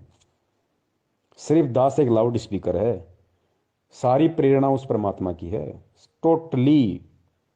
वो क्या बुलवाएंगे क्या नहीं बुलवाएंगे, मैं क्या सोच के बैठता हूं कि आज मैं क्या बोलूंगा, लेकिन मैं भूल जाता हूं कि मैंने क्या कुछ सोचा भी था क्या, और परमात्मा क्या से क्या मैटर शुरू करवा देते हैं। लाइव संग का समाधान फेसबुक पे 5-5 घंटे, 4-4 घंटे। और पुण्यात्माओं, ये सतगुरु की शब्द शक्ति है। जो 4 घंटे आप लोग लगातार देख रहे हो और आपको लगता है कि 4 घंटे हो गए, हमें तो मालूम ही नहीं पड़ा, दास को भी नहीं लगता भाई 4 घंटे कैसे निकल गए। और 4 घंटे पुण्यात्माओं, आप गुरु जी के सत्संग सुन के देख लो, खुद उस कबीर परमात्मा के गुरु जी के मुख कमल से 4 घंटे मोबाइल पे आप सत्संग सुनो, आप 1 घंटे में 3 बार तो बाथरूम करने चले जाओगे। और आज उसी कबीर परमात्मा ने अपने बच्चे के शब्द में इतनी शक्ति दे दी कि 4-4 घंटे उसी परमात्मा के ज्ञान को आधार बना के फेसबुक पे लाइव चल रहा है और कोई बाथरूम करने भी नहीं जाता। तो पुण्यात्मा, ये क्या है? ये विचार करो, खुद आपकी आंखों के सामने है, और कोई मेरे बाप का ज्ञान नहीं, कोई मेरे दादा का ज्ञान नहीं, कोई किसी दूसरे संत का ज्ञान नहीं, खुद गुरु जी के सत्संग, गुरु जी के सत्संगों को आधार, और 4-4 घंटे हम सभी भाई बहन बैठे रहते हैं, कोई बाथरूम भी नहीं जाता, और ये लगता है कि 4 घंटे हो गए, हमें मालूम ही नहीं पड़ा। तो ये खेल परमात्मा खेलता है समझाने के लिए, क्योंकि हम उस आए हुए परमात्मा को इतना महत्व नहीं दे पाते, लेकिन उसी परमात्मा के द्वारा कही गई बातों को यदि कोई तीसरा व्यक्ति बोल दे तो उस बात को लोग ज्यादा महत्व दे देते हैं। लेकिन परमात्मा चाहता है कि चाहिए कुछ भी महत्व दें, कुछ भी करें, ये मेरे ज्ञान पे टिके रहें, ये सच्चाई से जुड़े रहें, भगवान और भक्ति पे इनका विश्वास बना रहे। पुण्यात्माओं, वरना ऐसी स्थिति में तो कोई भी कब का गुरु बन के बैठ जाता, लेकिन अब ऐसा संभव नहीं है। परमेश्वर ने अपनी आत्माओं के हृदय में तत्व ज्ञान रूपी बीज डाल रखा है। अगर मेरे जैसा कोई दुष्ट, कोई नालायक यदि ऐसी गंदी सोच भी सोच लेगा, उसी क्षण परमात्मा उठा के दूर कर देंगे। और सामने वाले जो बच्चे हैं परमात्मा के, जो संगत है, वो कदापि स्वीकार नहीं करेगी, बिल्कुल कदापि स्वीकार नहीं करेगी। कुछ मूर्ख होते हैं, उनकी कह नहीं सकते, जैसे कोई संजय के पीछे लग गया, कोई अपना और कहीं सेट हो गया। बाकी अब परमात्मा नकली संतों के, पंथों के चिमटे उखड़वाने आए हैं। नया चिमटा नहीं गड़ेगा किसी का, चाहे कोई कितना खुश हो ले अपना चिमटा गाड़ के, संजय जैसा या मैनेजमेंट जैसा, चिमटे इनके उखड़ेंगे अब। तो भाई परमेश्वर दया करें, धरती पे मालिक है। 8 सितंबर 1951 से धरती पे प्रकट है, विद्यमान है। खेल परमात्मा कोई भी खेल सकता है भगत जी, कुछ भी खेल खेल सकता है, समर्थ है। देखो, कई लोग कहते हैं कि भाई गुरुजी माँ के गर्भ से नहीं आ सकते, गुरुजी जन्म नहीं ले सकते। अरे क्यों नहीं ले सकते भाई पुण्यात्मा, ये भी हमने समझना पड़ेगा। हालांकि आज परमात्मा माँ के गर्भ से जन्म लेके नहीं आया, लेकिन क्या वो आ नहीं सकता? 100 बार आ सकता है। वो समर्थ है, समर्थ उसी को कहते हैं जो क्या नहीं कर दे। लेकिन वो परमात्मा के जो गुण है, उन गुणों में लिखा हुआ कि परमात्मा कभी माँ के गर्भ से जन्म नहीं लेता, तो वो परमात्मा जन्म लेगा नहीं। बाकी कोई ये कहे कि ले नहीं सकता, वो गलत हो जाएगा। परमात्मा तो कुछ भी कर सकता है, लेकिन वो लेगा नहीं। अब आज हमें यकीन क्यों नहीं हो रहा क्योंकि हमने हर बार यही सुना है कि परमात्मा तो सशरीर आते हैं, परमात्मा तो सशरीर जाते हैं। 650 साल पहले परमात्मा सशरीर आए थे। अरे भाई, 650 साल पहले जब सशरीर आए थे, उस समय किसने किसने विश्वास किया था?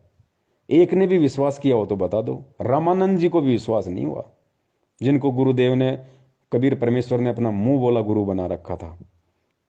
अगर उनको ये विश्वास हो जाता कि परमात्मा माँ के गर्भ से नहीं आया और परमात्मा प्रकट हुआ है पुण्यात्माओं, वो उसी समय पार हो जाता, आज तक धक्के नहीं खाता।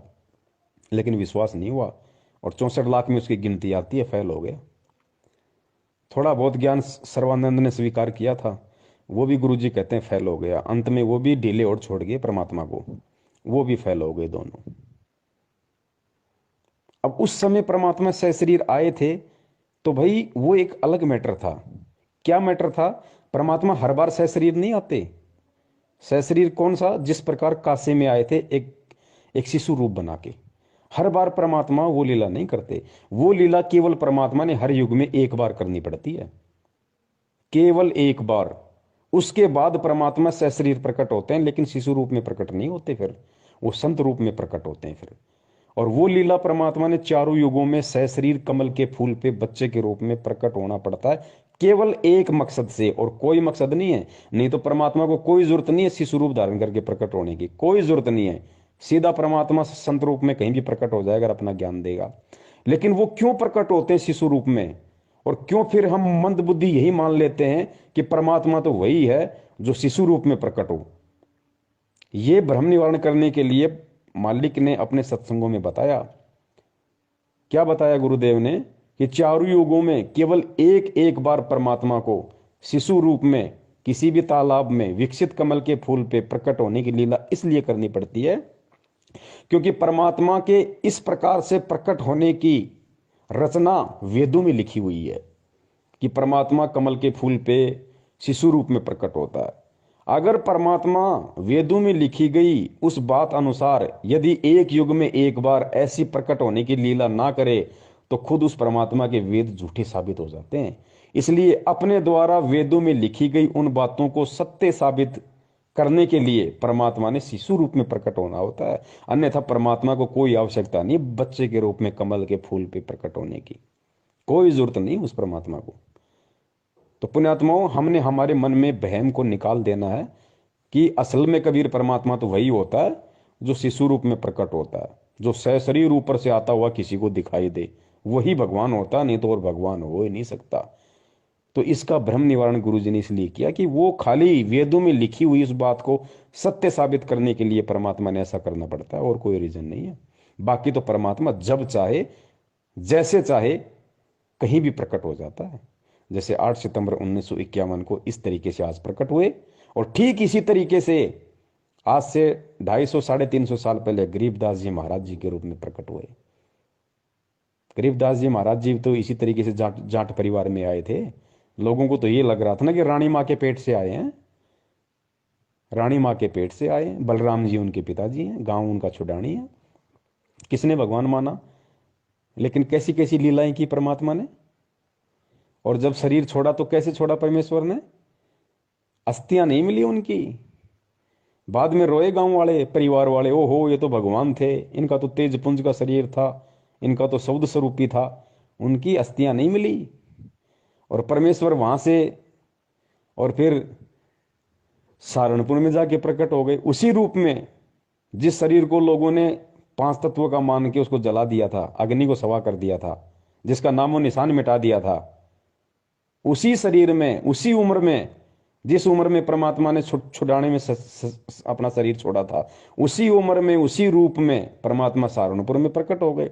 और 35 साल तक चिड़ी के बाप को हवा नहीं लगी कि गरीबदास जी महाराज जी वहां हैं। और जैसे 35 साल बाद उन्होंने सहारनपुर में वो शरीर छोड़ा, उसके बाद जब वो सहारनपुर वाले वहां गए कि भाई उनको बता तो दे महाराज जी ने शरीर छोड़ दिया, भाई अंतिम संस्कार यहाँ करें या वहां लाएं छुड़ानी में। तो गुरु जी बोले, वो जब वहां गए तो लोगों ने कहा भाई तुम क्या बात कर रहे हो, महाराज जी तो 35 साल पहले शरीर छोड़ गए, ये देखो इनका ये बना हुआ है, इनका ये स्थान बना हुआ। तब लोगों की आंखें खुली, भाई ये तो परमात्मा था, भाई ये तो कुछ भी लीला कर सकता है। तो पुण्यात्माओं, धोखा मत खाओ। वही कबीर परमात्मा या वही गरीबदास जी महाराज आज हमारी आंखों के सामने हमारा गुरु बन के बैठा हुआ है। हम ही दिल दरिया हैं बाई, हम ही बिंदु सिंध गर्क छाई, हम ही लहर तरंग उठावें, हम प्रगट हम ही छिप जावें, हम ही गुप्त गुज गंभीरा, हम ही अवगत हमें कबीरा। अब बंदी छोड़ा अपना भी भेद दें गरीबदास जी कि मैं कबीर हूं और भाई मैं पूर्ण ब्रह्म परमात्मा हूं। या गरीबदास जी भी यही प्रमाण यानी गुप्त रूप में कभी कहीं कहीं अपना प्रमाण दे जाते हैं। क्या हम भी इनको उसी समय परमात्मा मानेंगे जब इनकी अस्थियां नहीं मिलेंगी, या ये कहीं और जगह हो जाएंगे प्रकट, या वैसी कोई खेल करेंगे शरीर छोड़ने के बाद, क्या तब ही हम इनको परमात्मा मानेंगे? लेकिन उस समय मांगने का फायदा क्या? अरे उस समय भगवान मानने का फायदा क्या फिर, जब हमारे हाथ से ही डोर निकल जाएगी। आज उनका छुड़ाने में मंदिर बना हुआ है, आज लोग उनको परमात्मा मान के पूज रहे हैं, लेकिन फायदा क्या? परमात्मा मान के अगर उस समय पूछते, जिस समय गरीबदास जी महाराज जी ज्ञान सुनाया करते थे, जो भी मंत्र दिया करते थे, उस समय यदि उनकी सेवा करते, उनकी चरण सेवा करते, उस समय यदि उनके ज्ञान को सुनते, आधार बनाते, जीवन में उतारते, तो कुछ काम आता। आज उनको परमात्मा परमात्मा कह रहे हो, लेकिन फायदा क्या? आज तो उनके नाम से केवल धर्म को लोगों ने धंधा बना दिया। तो पुण्यात्माओं, जो गलतियां आज से पहले हमने कर दी, पुण्यात्माओं वो गलतियां अब हमने नहीं करनी। कोई बात नहीं, आप सभी सत्सयोग भाई बिल्कुल भी चिंतित ना हुआ करो। सबसे पहले तो आप ये खुशी मनाओ कि 20 लाख की संगत में से परमेश्वर ने केवल आप पुण्यात्माओं पे अपनी विशेष मेहर बख्श रखी है, जो आप सत्सेवक भाई बहनों के नाम से जाने जाते हो। विशेष दया दृष्टि परमेश्वर की, जो आप लोगों को परमेश्वर ने ज्ञान योग खोला, वरना इस दास को, ये दास जो बातें बोलता है गुरु जी के ज्ञान आधार से, वो भी आपके समझ में नहीं आनी थी। जिस प्रकार मैनेजमेंट के पीछे लगे हुए लोगों के समझ में नहीं आ रही, आपके भी नहीं समझ में आनी थी, लेकिन परमेश्वर ने दास के साथ साथ आपके अंदर भी वो सॉफ्टवेयर डाल दिया, जिस कारण से मैं बोल पा रहा हूं और आप सुन पा रहे हो और उन बातों को स्वीकार कर पा रहे हो कि वास्तव में हमारा भगत भाई जो बातें बोलता है हमारे गुरु जी के ज्ञान के अनुसार है। हमारे गुरु जी के ज्ञान से बाहर एक भी बात नहीं है।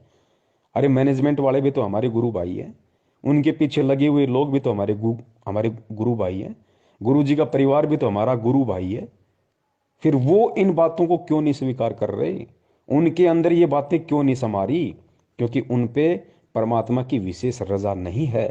और विशेष रजा परमात्मा जब करते हैं जब जीव के भक्ति संस्कार मजबूत होते हैं।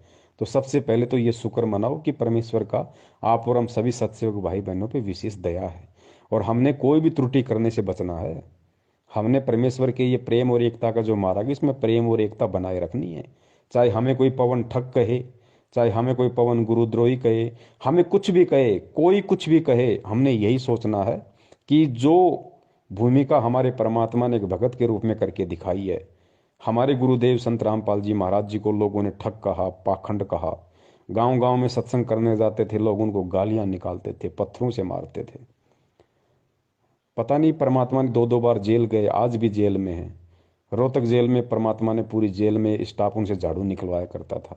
आज परमात्मा 30 या 35 रुपये पर डे तनख्वाह में और एक बागवानी का काम कर रहे हैं, कैदी नंबर 1005 बन के रोहतक वहां पे हिसार जेल में। परमात्मा को लोगों ने कितना भला बुरा कहा, मालिक ने किसी को उप तक नहीं कहा। पाखंडी रामपाल कहा, ठग रामपाल कहा, हिंदू धर्म का विरोधी कहा। क्या परमात्मा ने किसी को उप तक कहा? मालिक को पता था किसको कहूं, सब मेरे बच्चे। तो भाई हम किसको कहें? सब हमारे भाई बहन है, सब हमारे गुरु भाई बहन है। अगर एक गुरु भाई बहन अगर हमें अज्ञानता में ठग कह रहा है, अगर हमें गुरुद्रोही कह रहा है, तो क्या दिक्कत है? उस भाई या बहन के कहने से हम गुरुद्रोही या ठग थोड़ी हो जाएंगे। ठग हम उस दिन होंगे जिस दिन हम ठगी करेंगे, उससे पहले हम ठग नहीं होंगे। कल को अगर आपको या मुझे कोई कह दे कि पवन मुख्यमंत्री, बताओ, हमें बताओ, 20 लाख की BMW में बैठा के विधानसभा में कौन ले जाएगा? कोई नहीं बैठाएगा हमें। तो जब उनके मुख्यमंत्री कहने से हमारे को कोई मुख्यमंत्री नहीं मान लेगा, तो उनके ठग और गुरुद्रोही कहने से बताओ हम ठग और गुरुद्रोही कैसे हो जाएंगे? तो पुण्यात्माओं, हर हाल में हमने, क्योंकि गुरुदेव ने खुद एक भगत की भूमिका की है, और भगत की भूमिका गुरुदेव इसीलिए करके दिखाते हैं ताकि परमेश्वर के बच्चे उनसे सीख ले सकें, उनसे शिक्षाएं ले सकें कि भाई मेरे गुरुदेव ने इस तरीके से किया है, जब तक मैं ऐसा नहीं करूंगा मेरी भक्ति मार्ग में, तब तक मैं सफल नहीं हो सकता। आज लोग छोटी छोटी बातों को लेकर गुरुदेव से दूर हो जाते हैं। छोटे छोटे कोई दुख, कोई कष्ट, कोई परेशानी आ जाती, हम गुरुदेव से दूर हो जाते हैं, मन में दोष पाल लेते हैं। अरे गुरुदेव ने देखो क्या किया, गुरुदेव का संघर्ष देखो, पूरा जीवन देखो परमात्मा का। 1994 से परिवार उनको त्यागना पड़ा, लोगों का गालियां उनको खानी पड़ी, मार उनको खानी पड़ी पुलिस वालों की, जेल उनको जाना पड़ा, घर उनका उजड़ गया। संत का घर उसका आश्रम होता है, संत का पूरा परिवार उजड़ गया। संत के बच्चे जो होते हैं, संगत जो होती है, वो उनका असली परिवार होता है। तो घर उस परमात्मा का उजड़ गया, बच्चे उस परमात्मा के उजड़ गए। ऊपर से हरियाणा सरकार ने 28 करोड़ रुपए का जुर्माना उनके ऊपर लगा रखा, और 6 साल से परमात्मा जेल में बैठे हुए हैं। जेल में क्या सुख सुविधा मिलती है, कैसा खाना मिलता है, कैसे लोग आपस में बर्ताव करते हैं। गुरु जी को कोई भगवान थोड़ी मानता है जेल में। गुरु जी को पुलिस वाले तो केवल एक मुजरिम मानते हैं, और आपस में जो कैदी हैं वो भी अपने जैसा एक आम व्यक्ति और कैदी मानते हैं। तो सोचो परमात्मा किन लोगों के बीच में, किन किन लोगों के मध्य परमात्मा बैठे हुए हैं, कैसी कैसी उनकी उनकी गंदी और घटिया बातें सुनते हैं। वो कैदियों में कितना दिमाग होता है, वो आपस में कैसे माँ बहन की गालियां दे के बात करते होंगे, कैसे एक दूसरे के प्रति ऊंच नीच की बात करते होंगे। परमात्मा सबकी सुन रहा है ना, सबकी परमात्मा देख रहा है ना। लेकिन ये संदेशा दिया हमें परमात्मा ने इन सारे संघर्षों के बीच में कि बच्चों देखो, मेरा घर उजड़ गया, मेरा आश्रम उजड़ गया, मेरा कलयुगी परिवार मेरे से दूर हो गया, मेरे खुद के भाई बहन, मेरे बच्चों ने, जिनको तुम मानते हो कि ये गुरु जी का परिवार है, गुरु जी के बेटा बेटी, उन्होंने मेरे से गद्दारी करी। आज मेरा परिवार मेरे आदेश की आड़ में मेरे असली बच्चों को लूट रहा है, संगत को लूट रहा है, दान के नाम पे लूट रहा। 2-2 बार मैं जेल गया, मेरा आश्रम उजड़ गया, 30-30 बार मेरा रिमांड हुआ। लेकिन बच्चों, मैंने अपने कबीर भगवान से एक सेकंड के लिए भी, एक क्षण के लिए भी अपने ध्यान नहीं हटाया। मैंने अविश्वास प्रकट नहीं किया कि मेरे साथ इतने जुल्म हो रहे हैं, मेरे साथ इतनी ज्यादतियां हो रही हैं। अरे 1 साल हो जाए, 2 साल हो जाए, चल जाए, 2-2 बार जेल, मेरे 3-3 मेरे आश्रम उजड़ गए, मेरे ऊपर ऐसे ऐसे झूठे लालछन लगा दिए गए, देशद्रोह जैसा मेरे ऊपर मुकदमा लगा दिया गया। लोग मुझे भड़वा कहते हैं, मुझे पाखंडी कहते हैं, मुझे ठग कहते हैं। कहाँ है भगवान? मैं इतना समर्पित हूं, मैं कबीर भगवान के प्रति मैंने मेरा सब कुछ दांव पे लगा दिया। आज वो कबीर भगवान कहाँ गया? आज क्यों नहीं आ रहा? पुण्यात्माओं, एक सेकंड के लिए भी गुरुदेव के मन में ये बात नहीं आई। और यही आज सबसे बड़ा उदाहरण परमात्मा पेश कर रहे हैं कि बच्चों, जिस प्रकार इतना सब कुछ होने के बाद भी जो तुम सहन भी नहीं कर सकते, जो मैं कर चुका हूं, और जो मैं आज सहन कर रहा हूं, वो तुम कभी जिंदगी में सहन भी नहीं कर सकते। और इतना होने के बाद भी मैंने एक क्षण के लिए भी अपने भगवान से मैंने नफरत नहीं की, मैंने अपने भगवान में दोष नहीं निकाला। मैंने भगवान से ये भी नहीं कहा कि भगवान आके मेरी रक्षा कर, मेरे साथ ऐसा क्यों हो रहा है, मैं तो सत्य की राह पे चल रहा हूं, और मैंने तो सुना कि जो सच की राह पे चलता है भगवान उसके साथ होता है, आप कहाँ हो? एक सेकंड के लिए परमात्मा के मन में ये नहीं आया। तो पुण्यात्माओं, जब भगत की भूमिका में परमात्मा हमें इतना सब कुछ करके दिखा रहे हैं, तो हमने भी उसी स्थिति में आज रहना पड़ेगा। आज चाहे हमारा हाथ कट जाए, चाहे हमारे दोनों पैर कट जाए, चाहे हमारी जुबान कट जाए, चाहे हम बिल्कुल निर्धन हो जाएं, हम दरिद्र हो जाएं, आंखों के सामने बेटा मर जाए, बेटी मर जाए, माँ मर जाए, बाप मर जाए, परिवार उजड़ जाए, कैसे भी हमारे को चाहे हाथ में कटोरा लेकर रोड पे भीख मांगनी पड़ जाए, अंतिम समय तक चाहे हमारे को ये क्रिया करनी पड़ जाए, 2 साल नहीं, 10 साल नहीं, अगर 50 साल का जीवन है और कल हमारी मौत होनी है, और कल की मौत के 1 सेकंड तक यदि हमारे हाथ में कटोरा है और वो दुर्दशा है, और यदि हमें गुरु जी का नाम मिला हुआ है, तो ये गुरु जी उदाहरण पेश कर रहे हैं कि बच्चों, उस समय तक भी तुम्हारे अंदर मेरे प्रति, अपने गुरु के प्रति जरा सा भी विक्षेप नहीं आना चाहिए कि गुरु जी कहाँ है, भक्ति कहाँ है। मैं गुरु जी के लिए इतना सब कुछ मैंने कर दिया, इतना सब कुछ मैंने त्याग दिया, हर चीज मेरी बर्बाद हो गई, मैं रोड पे हूँ इतने वर्षों से, टाइम पे खाना नहीं मिल रहा। आज गुरु जी कहाँ गए? फिर कहाँ है भगवान? कहीं ऐसा तो नहीं कि मैंने मेरा जीवन बर्बाद कर दिया हो इनके पीछे लग के। पुण्यात्माओं, अंतिम समय भी यदि हमारे इतना सा भी विक्षेप, यदि ऐसी परिस्थितियों में भी यदि आ गया, तो उसी क्षण हम फेल हो जाएंगे। ठीक है, जो संघर्ष हमने किया, जो यात्राएं हमने सहन की इस भक्ति मार्ग में, वो परमात्मा पता नहीं हमारे को ब्रह्मा विष्णु महेश बना देगा, सारा दे देगा, सब कुछ दे देगा, अनंत युगों तक ऊपर राजा बना देगा, देवता बना देगा, महादेव बना देगा, लेकिन मोक्ष तो नहीं मिला जिसके लिए हम यहाँ पे भटक रहे हैं। तो पुण्यात्मा, इतना विश्वास हमने गुरुदेव पे रखना करे। खुद मालिक की वाणी है कि नाम सहित बेवतन भला, जो दर दर मांगे भीखा, और क्या हुआ छत्र की छाया चालाई, और राजपाट दिल्ली का। पुण्यात्माओं, गुरुदेव ने यहाँ तक कह दिया कि बेटा अगर तेरे पास मेरा नाम है, तू यदि मेरी शरण में है, और यदि इस नाम लेने के बाद भी अगर ऐसी कोई नौबत आ गई कि नाम सहित बेवतन भला, अगर तेरे को देश निकाला दे दिया, तेरे ऊपर देशद्रोह का मुकदमा भी लगा दिया, नाम सहित बेवतन भला जो दर दर मांगे भीखा, अगर तेरे को हाथ में कटोरा लेके दर दर भीख मांगने की भी तेरे को नौबत आ गई, तो कहते हैं यो राजपाट क्या हुआ, छत्र की छाया चाला, यो राजपाट दिल्ली का। तो अपने आप को किसी राजा से भी जो 24 घंटे ऐसो आराम में रहता, उससे भी खुशनसीब मानना अगर नाम तेरे पास में है, चाहे भीख मांगनी पड़ जाए। पुण्यात्मा बहुत ही ये रेयर समय है, इसको बोलते रेयर समय, ये दोबारा नहीं आता। अनंत युगों में क्या पता कब बिल्ली के बाग का हमारा छिक्का टूटे, तब ये समय हमारा आएगा पुण्य, नहीं तो नहीं आएगा। अब ये बहुर न ऐसा दाव, परमात्मा कहते हैं ना, समझा है तो सिर दर पाव, बहुर नहीं रे ऐसा दाव। अरे जो ऋषि मुनि, जो महात्मा जिनका हम जिक्र सुनते हैं, मार्कंडे जैसे, चुणक जैसे, और भी कितने परमात्मा ने उदाहरण बताए, विश्वामित्र जैसे, जिन्होंने इतने इतने हजारों वर्षों तपस्या की, अपना शरीर गाड़ दिया, सब कुछ दाव पे लगा दिया, किस लिए? केवल परमात्मा के दर्शनों के लिए। उनको मोक्ष का तो पता ही नहीं था, केवल परमेश्वर के दर्शनों के लिए, एक झलक पाने के लिए। और उन महापुरुषों को इतना परित्याग, इतना तप, इतना सब कुछ सहन करने के बाद भी एक सेकंड के लिए दर्शन तक नहीं दिए। इसी कबीर परमात्मा ने, इसी गुरु जी ने जो आज रात दिन हमारे को दर्शनों के प्याले पिला रहा है, दर्शन तक नहीं दिए उनको। तो पुण्यात्मा ये कितना बड़ा हमारा सौभाग्य है कि खुद चल के परमात्मा हमें लेने आया है, खुद चल के, वरना परमात्मा को कोई हमारी आवश्यकता नहीं है। गुरु जी कहते हैं कि शीश उपाड़े भूई धरे, ऊपर मचके पांव, कबीर का घर शिखर में, तेरी गर्ज पड़े तो आव। गुरुदेव ने बताया कि हे नादान आत्मा, हे पुण्यकर्मी आत्मा, सरा अपने भाग्य को, अपने किस्मत को सरा कि तू कितना पुण्यकर्मी है, जो खुद सतलोक का राजा तेरे लिए स्पेशल चल के आया, स्पेशल। वरना कहते हैं कि शीश उपाड़े भूई धरे, ऊपर मचके पांव। अगर तू उस परमात्मा को खुश करने के लिए, उस परमात्मा की एक झलक पाने के लिए, अगर तू अपने हाथ में तलवार लेके अपनी खुद की गर्दन काटे, फिर उस गर्दन को अपने पैर के नीचे रखे, कहते हैं शीश उपाड़े भूई धरे, भूई यानी भूमि, शीश उपाड़े फिर भूमि पर धरे, और ऊपर रखे पाव अपने ही शीश पे, फिर तू तेरा पैर रख। कहते हैं कबीर का घर शिखर में, सतलोक में, तेरी गरज पड़े तो आओ। इतना करने के बाद भी वो परमात्मा तेरे ऊपर प्रसन्न नहीं हो सकता।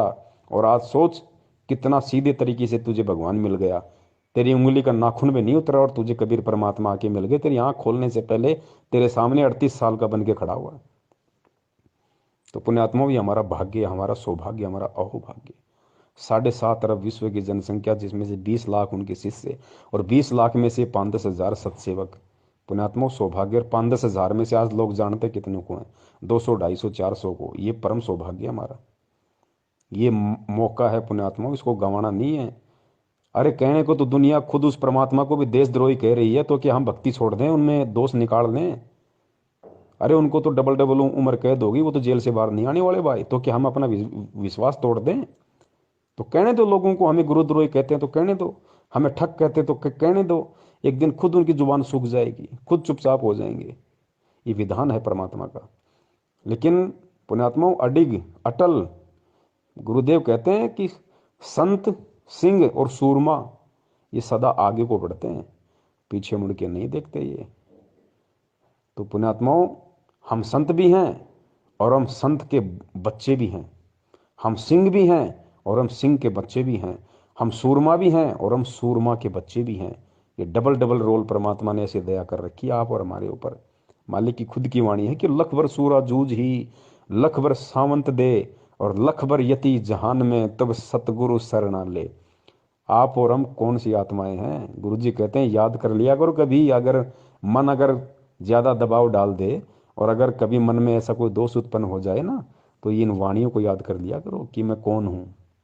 हनुमान जी जैसे, गोरखनाथ जी जैसे तो हमारे पैर के नाखून के बराबर नहीं है, जिनके लोग घर में मूर्तियां बना के पूज रहे हैं। जब हम तत्व ज्ञान की गहराई में जाएंगे, परमात्मा कहते हैं लख भर सूरा जूझ ही, लख भर सावंत दे। लख भर सूरा, सूरा यानी सूरवीर। गुरुजी ने बताया कि लाखों जन्म तुमने सूरवीर के प्राप्त किए, लाखों जन्म सूरवीर के प्राप्त किए तुमने। और लख भर सूरा जूझ ही, लख भर सावंत दे। सूरवीर से भी ज्यादा पुण्यकर्मी होता है सावंत दे वाला व्यक्ति, जिसके हाथ घुटनों से नीचे तक जाते हैं, एक या दोनों, उसको सावंत दे व्यक्ति कहा जाता है। तो कहते हैं लखबर सूरा जूझ ही लखबर सावंत दे। हम जितने भी बड़े बड़े जो सूरवीर हैं, भीम जैसे और जितने बड़े बड़े योद्धा सूरवीर हुए हैं जिनको हम जिक्र करते हैं, जो इतिहास में नाम लिखे होते हैं, कहते हैं बेटा तूने ऐसे ऐसे तो लाखों जन्म सूरवीर के प्राप्त कर लिए पहले, और लाखों जन्म तूने सावंत दे, आज तो कोई है नहीं पूरे विश्व में सावंत दे वाला, ऐसा पुण्यकर्मी आज विश्व में कोई है ही नहीं मानव शरीर में, क्योंकि गुरुजी हैं तो गुरुजी तो परमात्मा है, वो मानव की कैटेगरी में नहीं आते। उनके अलावा कोई सावंत दे व्यक्ति आज पूरी यहाँ पे पृथ्वी पे नहीं है। तो सोचो हमने ऐसे लाखों जन्म प्राप्त कर लिए। तो लखबर सूरा जूझ ही लखबर सावंत दे, और लखबर यति जहान में। यति हनुमान जी यति थे, उन्होंने शादी नहीं की, कभी स्त्री भोग नहीं किया, उनको कहते हैं यति। एक होता है जति, जति वो होता है जो अपनी औरत के अलावा किसी की तरफ कुदृष्टि डालता भी नहीं है, वो होता है जति। जैसे लक्ष्मण जी थे वो जति थे। और एक होता है यति, यति मानी जिसने कभी शादी नहीं की, पूरा ब्रह्मचार्य का जीवन जिया, मानसिक रूप से भी कभी अपने मन में दोष पैदा नहीं किया, उसको कहते हैं यति। तो जति से बड़ा होता है यति। तो कहते हैं लखबर सूरा जूझ ही लखबर सावंत दे, लखबर यति जहान में। हमने हनुमान जी जैसे लाखों जन्म प्राप्त कर लिए पुण्यात्माओं। लखबर सूरा जूझ ही लखबर सावंत दे, लखबर यति जहान में। तब सतगुरु शरणा ले उस आत्मा को, उस भगत को जो ऐसे ऐसे लाखों जन्म सूरवीर के प्राप्त कर चुका हो, लाखों जन्म सावंत दे वाले के, और लाखों जन्म हनुमान जी जैसे प्राप्त कर चुका हो, उस आत्मा को गुरुजी आज अपनी शरण में लेंगे। आज उस परमात्मा ने उस आत्मा को अपनी शरण में ले रखा है। अब ये ना समझना कि जितनों को शरण में लेखा है सभी ने लाखों जन्म पाए, नहीं।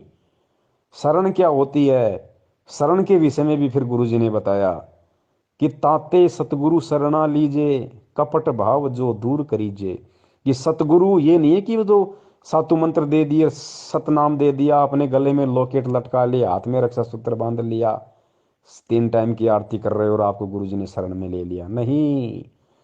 असल में गुरु की शरण क्या होती है, असल में इस वाणी पे कौन भगत खरा उतरेगा। कहते हैं ताते सतगुरु शरणा लीजिए, उसको सतगुरु शरण में लेता है। कपट भाव जो दूर करीजिए, जो भगत अपने दिल से, अपने मन से, अपने आत्मा से, अपने हृदय से ये कपट भाव दूर कर देगा। कौन सा कपट भाव है? गुरु को और परमात्मा को दो समझने वाला कपट भाव है।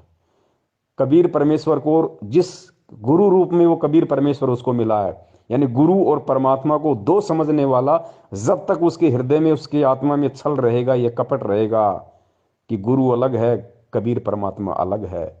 गुरु तो कबीर जी का प्रतिनिधि है, उनका भेजा हुआ संत है, मेरे जैसा इंसान है, माँ के जन्म से, माँ के पेट से जन्म लेके आया, बाद में कबीर परमात्मा मिल गए, ज्ञान दे दिया, गुरु बना दिया, नाम देने का आदेश दे दिया। कहते हैं जब तक ये कपट तेरे अंदर से नहीं निकलेगा, जब तक तू उस कबीर को और गुरु को एक नहीं मानेगा कि कबीर के भक्ति मार्ग में कबीर के अलावा कोई दूसरा गुरु होता ही नहीं, हो ही नहीं सकता। कहते हैं जब तक ये छल कपट तेरे अंदर से नहीं निकलेगा, तब तक तू सतगुरु की शरण में नहीं गिना जाएगा। और जिस दिन जिस आत्मा के अंदर से ये कपट भाव छल निकल जाएगा, जो बिल्कुल परमात्मा और सतगुरु में कति एक समानता, गुरु जी कहते हैं ना, गुरु गोविंद दो नहीं भाई, और दो समझे वो दो जग जाई, वो नरक में जाता है। नाम लेने के बाद भी ये वाणी है ना, जो भगत बन जाता है, जो इस कबीर मार्ग में सच्चे सतगुरु का, और उसके बाद भी यदि वो गुरु को और परमात्मा को दो मान के चलता है कि गुरु गोविंद दो नहीं भाई, और जो दो समझेगा कौन? जो गुरु बनाएगा, नहीं, उसको पता ही नहीं है क्या सिस्टम। तो गुरु की शरण में आने के बाद भी जब तक इंसान गुरु को और भगवान को दो मान के चलेगा कि गुरु गोविंद दो नहीं भाई, और जो दो समझेगा वो दो जग यानी नरक में जाए, ये परमात्मा की वाणी है।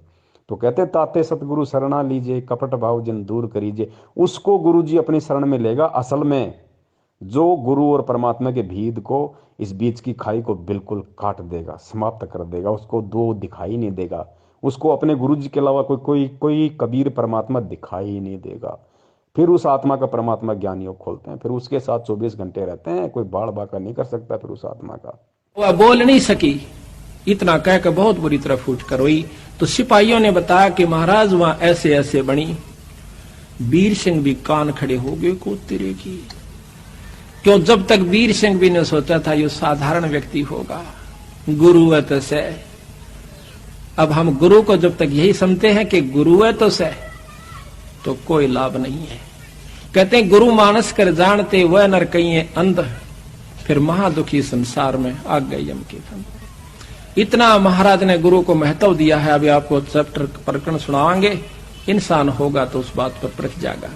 गरीबदास महाराज भी आए जब इंसान रूप में थे, रोटी भी खाया करते थे, पानी भी पिया करते, बच्चे भी ब्याहे, काम भी करा, नाम भी दिया करते थे। कोई गलती करता था हंस उसको धमकाया भी करते थे। महाराज कहते हैं चेतावनी में चूक नहीं, अब क्या देऊंगा गाली। इतना बड़ा ग्रंथ लिखकर गरीबदास आखिर में कहते हैं बंदी छोड़ के चेतावनी में तो कसर ना छोड़ियो, गाड़ दूं तेरे को जब तेरे इतनी समझ में नहीं आली। तो इन बातों को सुनकर जो विमुख हो जाते हैं, गुरु की फटकार को सहन सम्मुख सहन करना चाहिए। जैसे हीरा घण पर धर का हीरे की पिछाड़ है कि घण का ऊपर रख कर एरण पर रख कर ऊपर से घण मारा जाता है। जो फूट जाता है, करच भी हो जाती है, वो कच्चा हीरा होता है।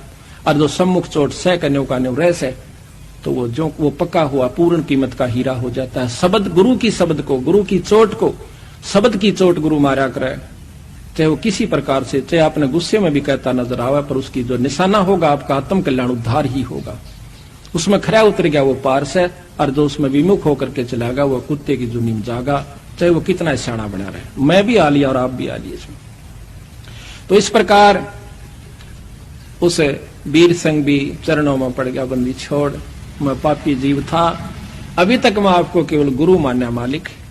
कहने लगे बंदी छोड़, तने गुरु भी ना मान्या था भी राय। गुरु मान ले तो ये आपके मन में बात भी नहीं आ सके थी। गुरु और परमात्मा में कोई अंतर नहीं होता जब तक दो समझ कर चाला। से कबीर साहब कहते हैं वो कुत्ते की जुनी में जागा। फिर उसके मोक्ष में कोई संशय नहीं है पुण्यात्माओं।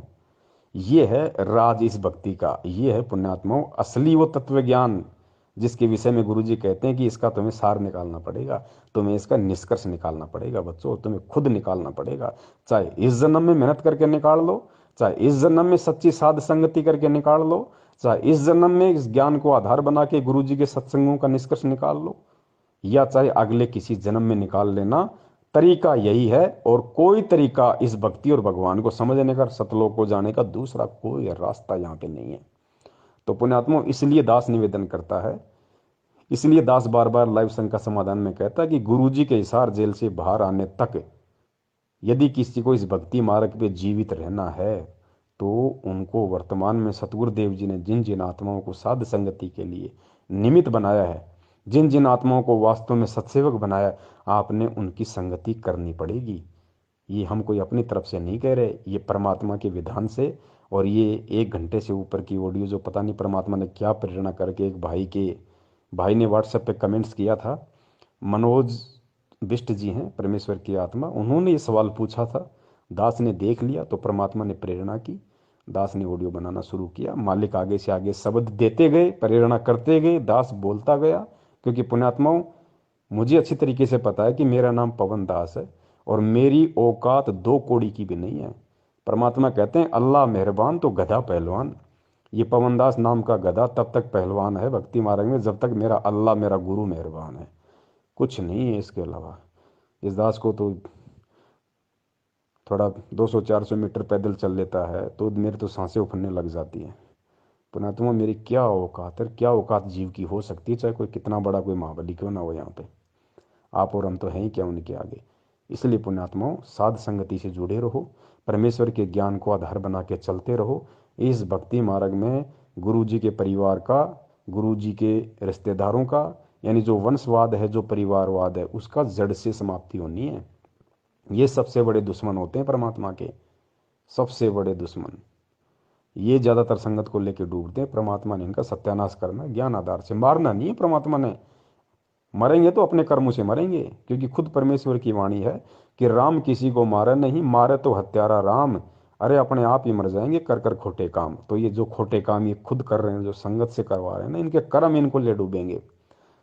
तो हमने केवल परमेश्वर को अजन्मा स्वयंभू सतगुरु, अब देखो हम गुरु जी को सतगुरु सतगुरु कहते हैं, बंदी छोड़ सतगुरु रामपाल जी महाराज जी की जय। लेकिन ये कभी विचार नहीं किया कि बंदी छोड़ शब्द केवल बंदी छोड़ के लगता है, या तो कबीर परमेश्वर के बंदी छोड़ लगाया, या लोगों ने गरीबदास जी के बंदी छोड़ लगाया, या फिर आज संत रामपाल जी महाराज जी के बंदी छोड़ लग रहा है। तीसरे किसी महापुरुष के आज तक बंदी छोड़ शब्द नहीं लगा। हम भक्ति बोध से आरती करते हैं, 3 समय की छोटी पुस्तक में देख लेना, हमारी 11-12 गुरु प्रणाली है। उन 11-12 गुरुओं में केवल 3 के आगे बंदी छोड़ नाम दिखाई देगा आपको। एक तो खुद कबीर साहिब जी के, एक गरीबदास जी के, और तीसरा आज और हम बोलते हैं बंदी छोड़ सतगुरु रामपाल जी महाराज। तो बंदी छोड़ तो भाई परमात्मा की लगता है। पुण्यात्मा बहुत सारी बातें हैं, बहुत सारी ऐसे पॉइंट हैं, लेकिन अब समय बहुत हो गया। परमेश्वर दया करे, हम लाइव संगति के माध्यम से या वैसे भी परमेश्वर जब जब दया करते रहेंगे, आपस में हम साथ संगति करते रहेंगे।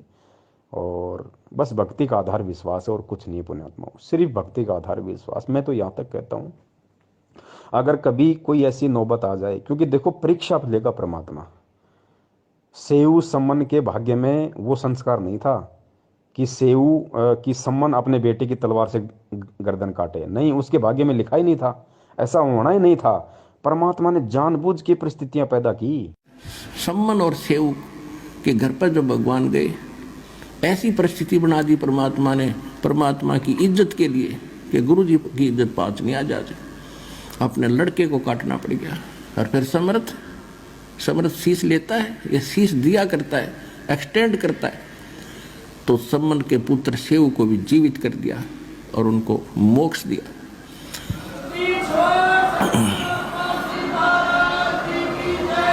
तो इसको कहते हैं नुक्ते ऊपर रिझ जाएगा रे, करोड़ कर्म जल जाए तुम्हारे। फिर हमारी एक गलती है जो सम्मन ने कर दी। उसने क्या गलती की?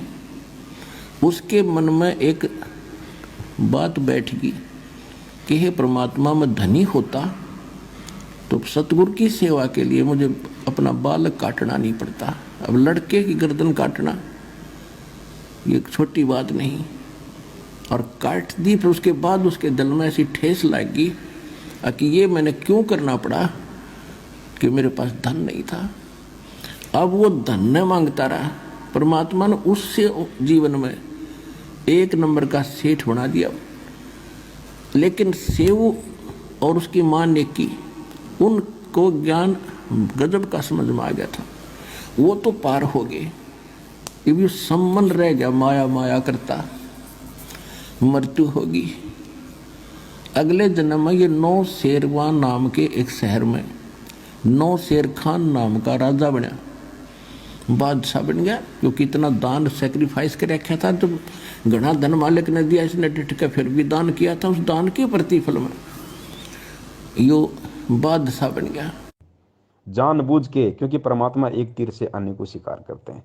पहला तो परमात्मा ने आज पूरे विश्व के सामने और स्पेशली आज आप और हमारे को भक्ति और भगवान पे विश्वास दिलाने के लिए, एक भगत की महिमा बताने के लिए कि भगवान के लिए क्या कर गुजरने की एक हिम्मत होनी चाहिए भगत के अंदर।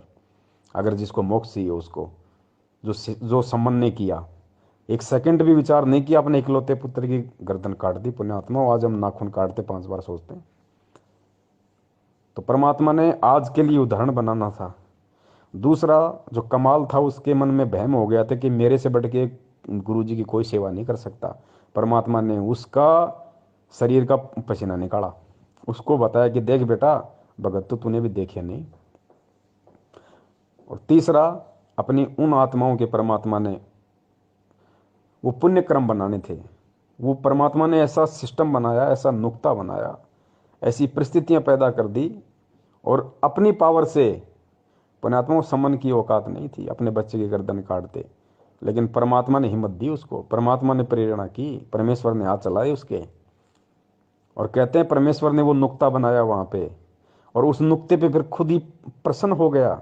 खुद ने सारा काम किया और खुद ही फिर प्रसन्न हो गया कि हो मेरे बेटे ने देख मेरे लिए कि मेरे गुरुजी भूखे ना चले जाएं। मेरे गुरुजी अगर नाराज हो गए तो पूरे शहर का सत्यानाश हो जाएगा। पूरे शहर को बचाने के लिए, अपने गुरुदेव की इज्जत के लिए, कि अगर कल इस सेठ ने अगर राजा के सामने बता दिया कि इनका गुरुजी आया था, इनका गुरुजी चोरी करना सिखाता है, गुरुजी की बदनामी हो जाएगी।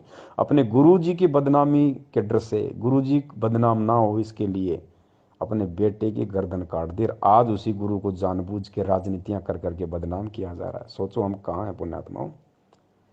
गुरुजी को गंदी राजनीति में ढकेल दिया, गुरुजी का नाम ले लेके वोट डलवाए जा रहे हैं।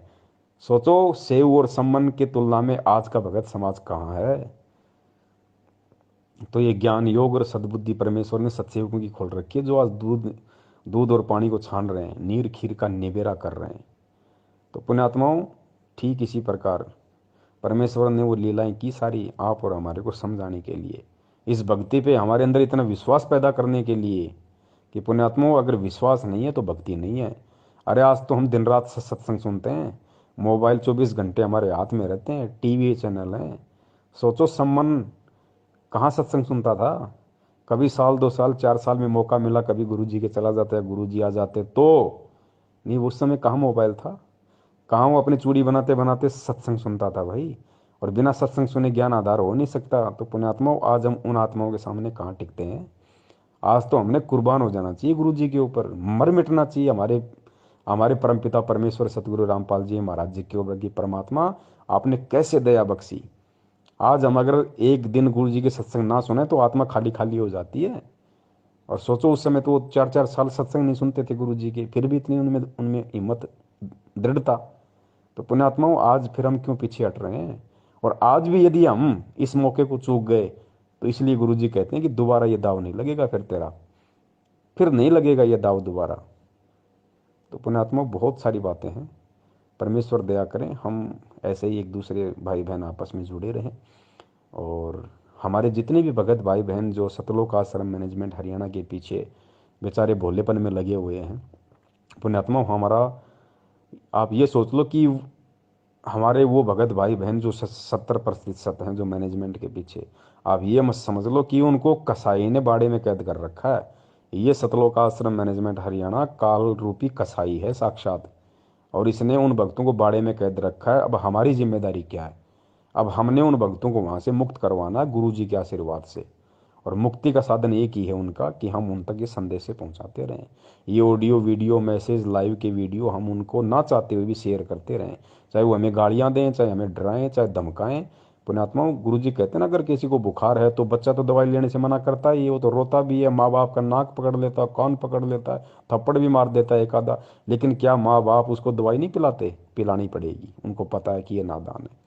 तो इसी प्रकार हमने हमारे भगत भाई बहनों तक, चाहे व्हाट्सएप के ग्रुप हो, चाहे फेसबुक के ग्रुप हो, चाहे सोशल मीडिया का कोई भी प्लेटफॉर्म हो, हमने हर संभव कोशिश करके अपने उन भाइयों तक हमने संदेश पहुंचाने हैं।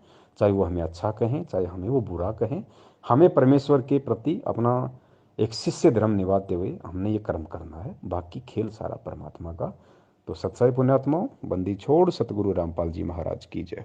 तो यहाँ महाराज गरीबदास जी कहते हैं कि भाई इतनी बात समझ के भी जय तेरा पल्ला नहीं पड़ती, फिर तो भाई तेरी मर्जी। गरीब सतगुर मिले तो क्या करे, अंदर बाद विवादे, सिर जम डंडा खात हैं, चाहे करोड़ मिलो भावे साध। के सतगुरु गुरु मिल भी जावे और या बात फिर भी पल्ला नहीं पड़े तो के करे बेचारा। गुरु वो कह सका है भाई, रो सका है, बता सका आपको, बाकी इस पर अमल करना तो आपके भाग की बात सर।